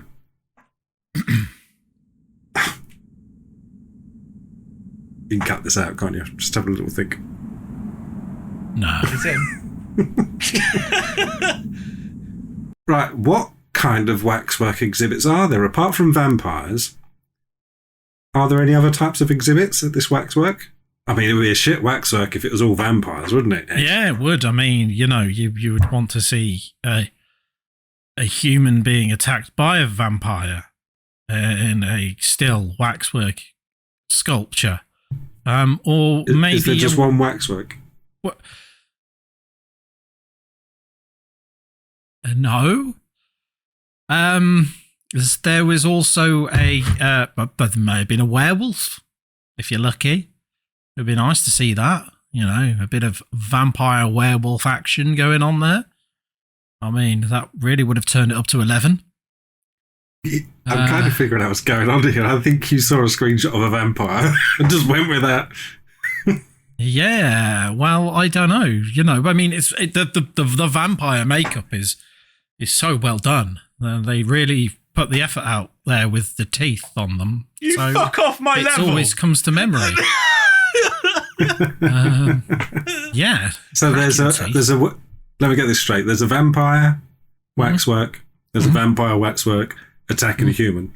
There's a vampire waxwork fighting a werewolf. No, just a werewolf on its own. Just sitting there on a stool, sipping a tea, watching a vampire attack a werewolf in one Muriel. Not terrible Muriel. Muriel. You're terrible Muriel. Flora will love that. This is an additional question. How much did it cost to get into this waxwork? How much did it cost? For the three exhibits? They don't get into the waxwork. They can get into the museum. I mean, you don't want to enter a waxwork. Not that I'm stalling. It costs €8. Euros? Yeah, that's right. For 1988, they're ahead of the time. Yeah. Yeah. Mike. Hi. Is there a love interest in the film? Well, at the very end, there's the police officer and Mindy who, the police officer and Mindy who go to fight against the Dr. Pretorius, and they're successful. It's a great ending, and they live happily ever after. I am fucking happy to tell you. I think. Sorry, it was just a perfect. I think that's the only sort of love thing going on. I feel like a sequel, if there was one, should include Dr. Pretorius as a sexual being. It would be good to see what he could do with that dick face. I think he could fuck many people at the same time, which ideally is perfect for H.P. Lovecraftian porn. This is H.P. Lovecraft, by the way, which really is a bit of a buzzword in this sort of community, isn't it? I know it is in the community that I'm a big fan of. But yeah, it's just Bubba and Mindy, yeah. So Bubba's the mutant, or is Pretorius the mutant? Pretorius is the mutant. Bubba is the police officer. Of course. Yeah. You trying to catch me out? No, I'm just confused. Your eyes are glancing in many different directions, Michael. You never trust me. Okay, so screens. There's screen 1. What, right? I'll take your word for it. I'm not going to click anything. Screen 2. I'm sure Dan's looking. I am looking, yeah. And that is a huge dick. Screen 3. And as you can see, this is my browser window, and I don't have any tabs open at all. I've got your YouTube channel so I can promote your shit later. Thank you. That's it. Yeah, he's telling the truth. Okay. All right. I mean, just your eyes were darting about a bit. Yeah, well, I mean, I was confused. I mean, I know my answers have been very accurate so far, and you may think I'm lying. You said you were typing to say you weren't typing. You're like, oh no, I'm not looking at anything. I'm just using this human interface device. I was reading something down here, but I was just I wasn't typing. I was just like picking at my keyboard. Shy. Yeah, I know. No, I think it might be a nervous thing. I don't know. Like you're just looking around the. I don't know. Have we got time for another question each? Please. Yeah. You go nuts. Ed, right? So it's a waxwork museum. Yeah. There are waxwork exhibits of vampires and a person, and a werewolf sitting down. What is the threat of the movie? It's a horror movie after all. So what is the actual purpose of this waxwork? The threat is that at the strike of midnight, these waxworks come alive and can kill you. But you're locked in this house and you can't leave it. Isn't the aim of this to pretend like you know what you're saying? Well, you don't have to be a good actor, Dan. I'm very good. I always talk like this. Sorry, I will go. Okay, in that case. So the house is locked, and at the strike of midnight, the waxworks come alive. The werewolf rises from his stool and chases you through the corridors. So there's corridors in this film? There's a house with waxworks in it. How many corridors you got in your house, Ed? Well, it's a museum-y house. Weekends, it's a museum. With the weekdays, someone actually lives there. It's somewhere in between that. Yeah. Right, Mike. There is. You mentioned the love interest. What was her name? Mindy. Yeah. There is a scene with the love interest that's quite strange. Okay. Can you explain that? Well, Dr. Pretorius tries to get a bit frisky with Mindy because he's kind of, he wants to get wet. He wants to get his willy wet. And the problem is that she's not into complete mutants with their skin falling off. So she has to get away from him. And that's really where the complication begins, because in order for a consensual relationship to happen, and indeed the sort of pleasure that he wants, he needs her to be consensual. And she just isn't into that, Dan. She doesn't care for that at all. So kind of a good rule of thumb, isn't it? It's a good rule of thumb, yeah. He just came towards her like, I know you want it. I know you need it. At your bloodlines! And she was like, I said, no. In 86. And yeah, in 1986, there were both those musical references.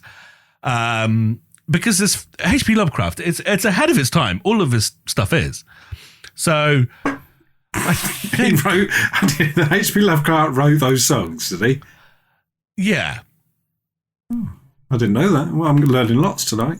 Yeah. That and Squid Porn are his. So I think that might be the scene you're referring to. I mean, it's definitely one of the weirdest ones I've ever seen in a movie, but it's just that whole struggle, and you can tell the face acting is very good. Mindy's great, and the way that she plays the struggle in '86 as well. You know, it was a bit slapstick back then. Face acting and things like that, cinematography weren't so good back then. But the way that they actually pulled the whole thing off with depth perception and stuff, with him behind her trying to get in closer, it really came off quite well. I'd like to hear more about him behind her. He was literally just slowly edging towards her, and Did you say inching towards her? It 1 inch at a time was coming closer to her, and she was trying to escape. But his jets of goo that were just radiating from him at this point. I feel like, because he's a very gooey, slimy, oily monster, I feel like when he's horny, he gets wetter on the outside too. So the floor's covered. I mean, you're going to need to flip the mattress and the floor after this fella. So she's trying to get away. She's doing a crawling motion, Dan. She's not happy. Oh no, Dr. Pretorius, stop that. And she's all slippery. Oh no, white top, see-through. Oh no. And the way that she has to try and get away is, she does successfully get away. And, that's when she finds Bubba. Let me do a follow-up question. Was it a tiled floor or a carpeted floor? It was tiled. It was a laboratory where the machine was, where Dr. Pretorius... Come on, Dan. I know that you I see what you're trying to do here. This is my favourite film, you do realise? Yeah. Okay. I know you might not remember it correctly if you've seen this, but like... It sounds great.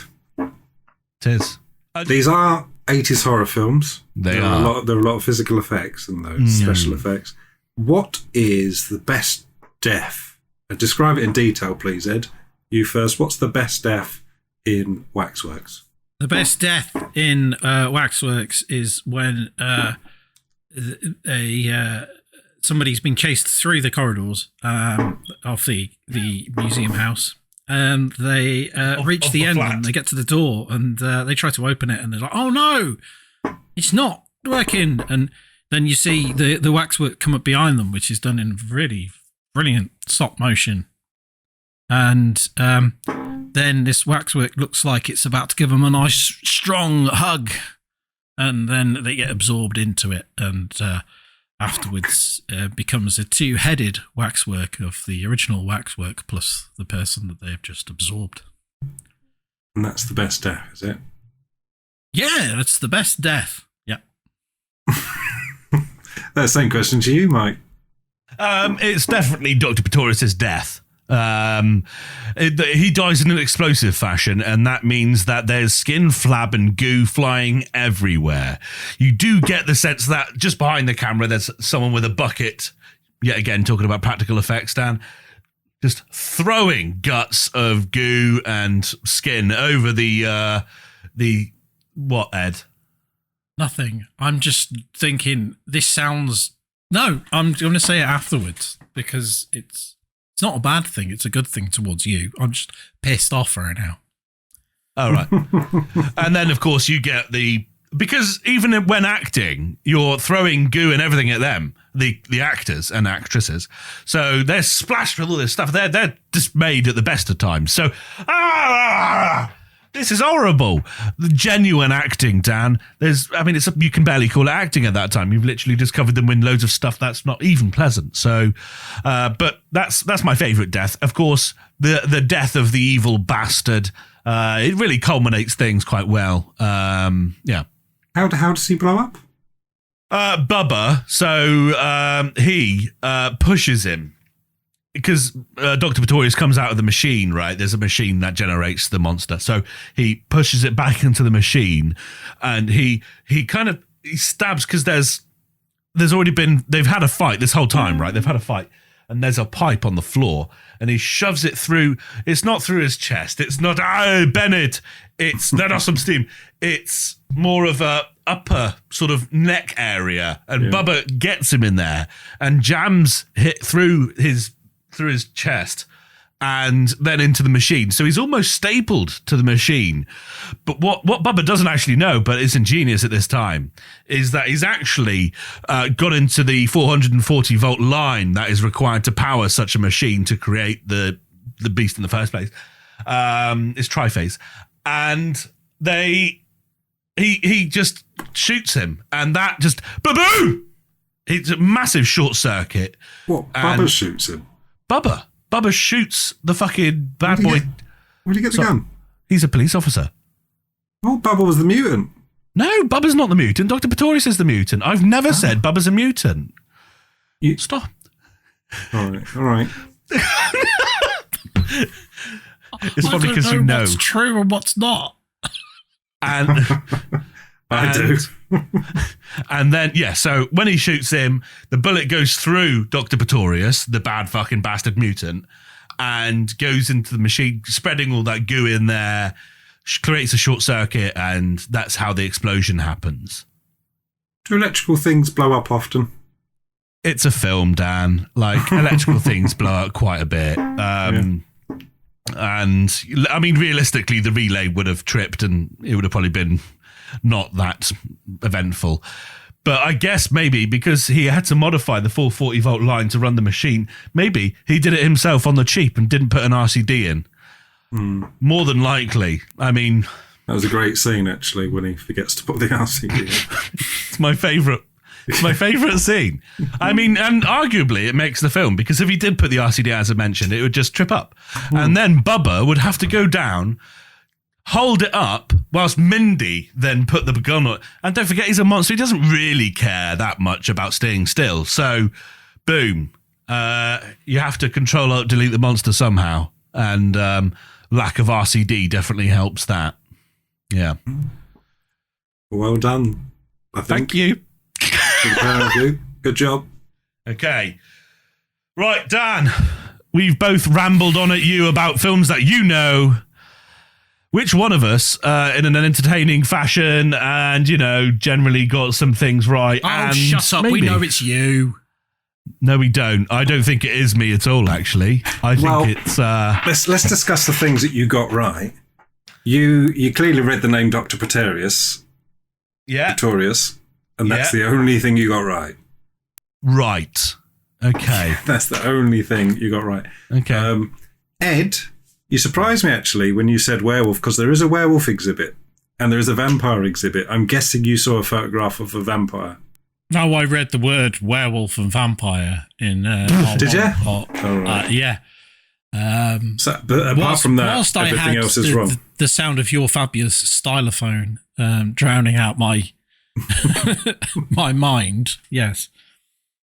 Well, we added 5 minutes on because of the I know by that point my brain was dead and I just couldn't concentrate. Well, you both got one thing right, but Mike didn't falter. Ed, you looked lost. I don't know what you mean. I was just adding to the tension. I would have to say Mike did a better job with this. Thank you very much. I'll tell you where I went wrong with Dr. Pretorius. So I was on IMDb, and if you look at From Beyond, there's a sentence in there that says, when Crawford activates the apparatus, he sees creatures flying in the air, and he summons Dr. Pretorius. And I took that as him playing with the machine summoned Dr. Pretorius, which was now the Beast. But what he means is he was having an issue, and he was just saying, "Oh, boss, I've got an issue with this. Come and help me."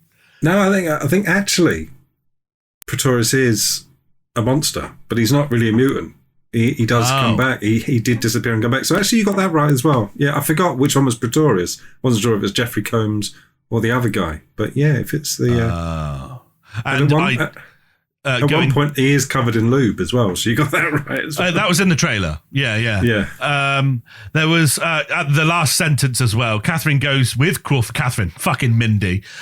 Goes with Crawford and Bubba to see the resonator and turns the machine on. Dr. Pretorius returns in a mutant shape and attacks them in the beginning of a gore night with weird life forms. There you go. Gore night. What's that about then? It's a gore night?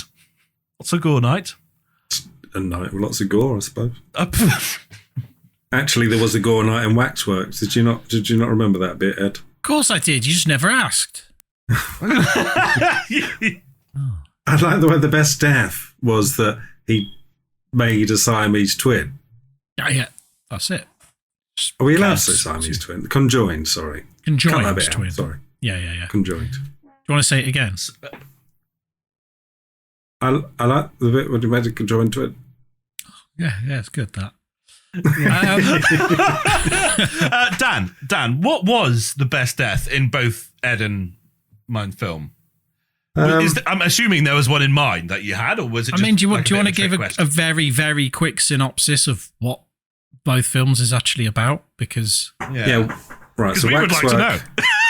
I actually have a picture of Waxwork up there with the sequel. The very top is Waxwork, and then the sequel's next to it. I watched those a lot as a kid. They're not to very his good. Wall of posters. Sorry, it's a podcast. Listeners. Waxwork is there's a bunch of kids. I think there's about 6 of them. One of them's just laughing at your chair. The boy from Gremlin. I know. Sorry about the chair. One of them's from Gremlin. Zach Galligan. He's the lead in it.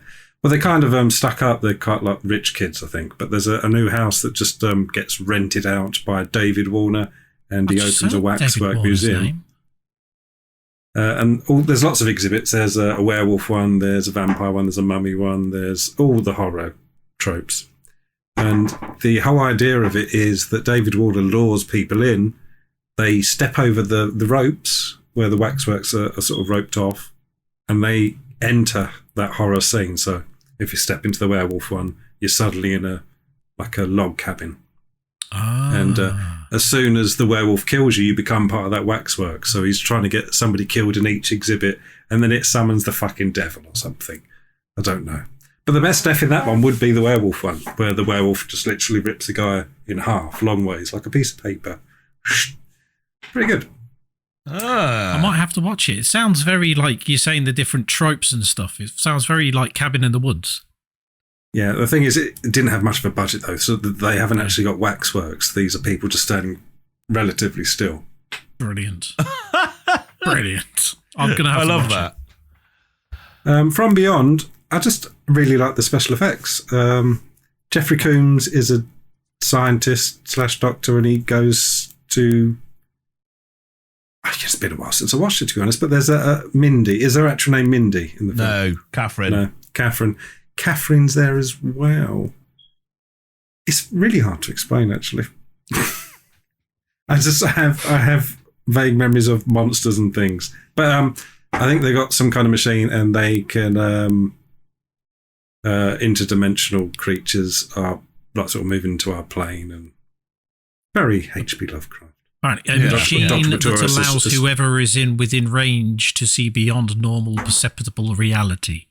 Yeah, and there's these little fishy things. I didn't get that at all.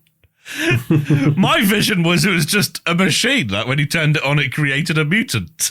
In fact, my initial vision was that it was not necessarily creating a mission, but indeed summoning Dr. Pretorius as a mutant relentlessly every time you... That's what I thought it was. It's like Teenage Mutant Ninja Turtles. I think Pretorius was lost in this other dimension, and he's been sort of possessed. Yeah, and then Shredder comes about. Yeah. Get me those turtles. Whoa. Okay. Right. Well, that's great, man. It's been lovely having you. In all seriousness, everyone, do follow on Twitch at Anatomical Bomb, on Twitter, and on YouTube. You have been releasing content. You've had a channel for 2 years, and you've, in the last couple of months, started releasing regular content. Yeah, kind of. Well, I've just taken the stuff from Twitch and cut all the crap out and put them on there. But when you got people like Ashens and Mr. Biffbo and, actual people on there, you can't just let it go to waste on Twitch. You can't just leave it on Twitch, can you? They'll delete those VODs. They'll delete the VODs in for a month or something. So, you've got to have somewhere to put them. I just saw Ed's in one of them. Yeah. That's episode 2. Enough about this Ashens or this Mr. Biffo person. Who's that? But yeah. He was my test run. Actually, Neil Bite My Thumb was my test run. Yeah. And then he thought, right, time to pull out the big guts. Let's get it. I have to say, Ed did grasp the concept of top 10 before better than most people. But it is supposed to be a boring list, whereas everybody who's come on now, it's just a bit too interesting. Oh, no. Well, get me on. Everything's boring. Can't lose. But do not subscribe on Twitch. Right. It's been really good having you, Dan. It's good to get to know you a bit more and talk to you off stream. Because whenever you're on stream and I'm talking or chatting, you don't really get the conversational element. You know what I mean? No, I normally think you're Ed. And vice versa. There's that. Yeah. Ed's too busy promoting his own channel, Ed the Penguin, at twitch.com. No, twitch.tv/Ed the Penguin. Yeah. I'm assuming the links will be under. I'll just try and keep my real friends separate from you, Mike. That's all. Your real friends? Yeah, I don't want you to bring me down. You know, the ones in your head. That's right. You can't count your girlfriend as friends. Yeah. I dare you to call her mate. Oh, I'm not going to bring it down. I'm not going to bring it down to 0. Oh, go on. Like me, Ed. Like you. But you've got a genuine antique door. Well, that? Yeah. No, it's just been stripped of paint. Yeah, but it's a proper door. It's not like one of these, shitty doors. It works. The door looks really narrow. This is not audible content, but that door. No, everything's narrow in this house. Everything's narrow because it's quite an old house. The whole house is narrow. I really struggle because I'm so broad. Yes, that chest incredibly broad. Yes, yeah, and those shoulders must be strong. Yeah. No, seriously, I'm quite tall, and it is a bit of a pain in the arse navigating this place. Yeah. Okay, well, I'm sorry for your struggles. But I mean, this is the width of the house. This room. Yeah. No, can't say the same. I can touch the walls. No, I can't. No, you can't. That's a lie. Well, I mean, as far as you can tell. Yeah. No, I mean, we can still tell, actually. Right, everyone, this has been great. Everyone say goodbye to Dan, Anatomical Bomb. Let's do some wave noises. Wave noise. Fuck off. Beep.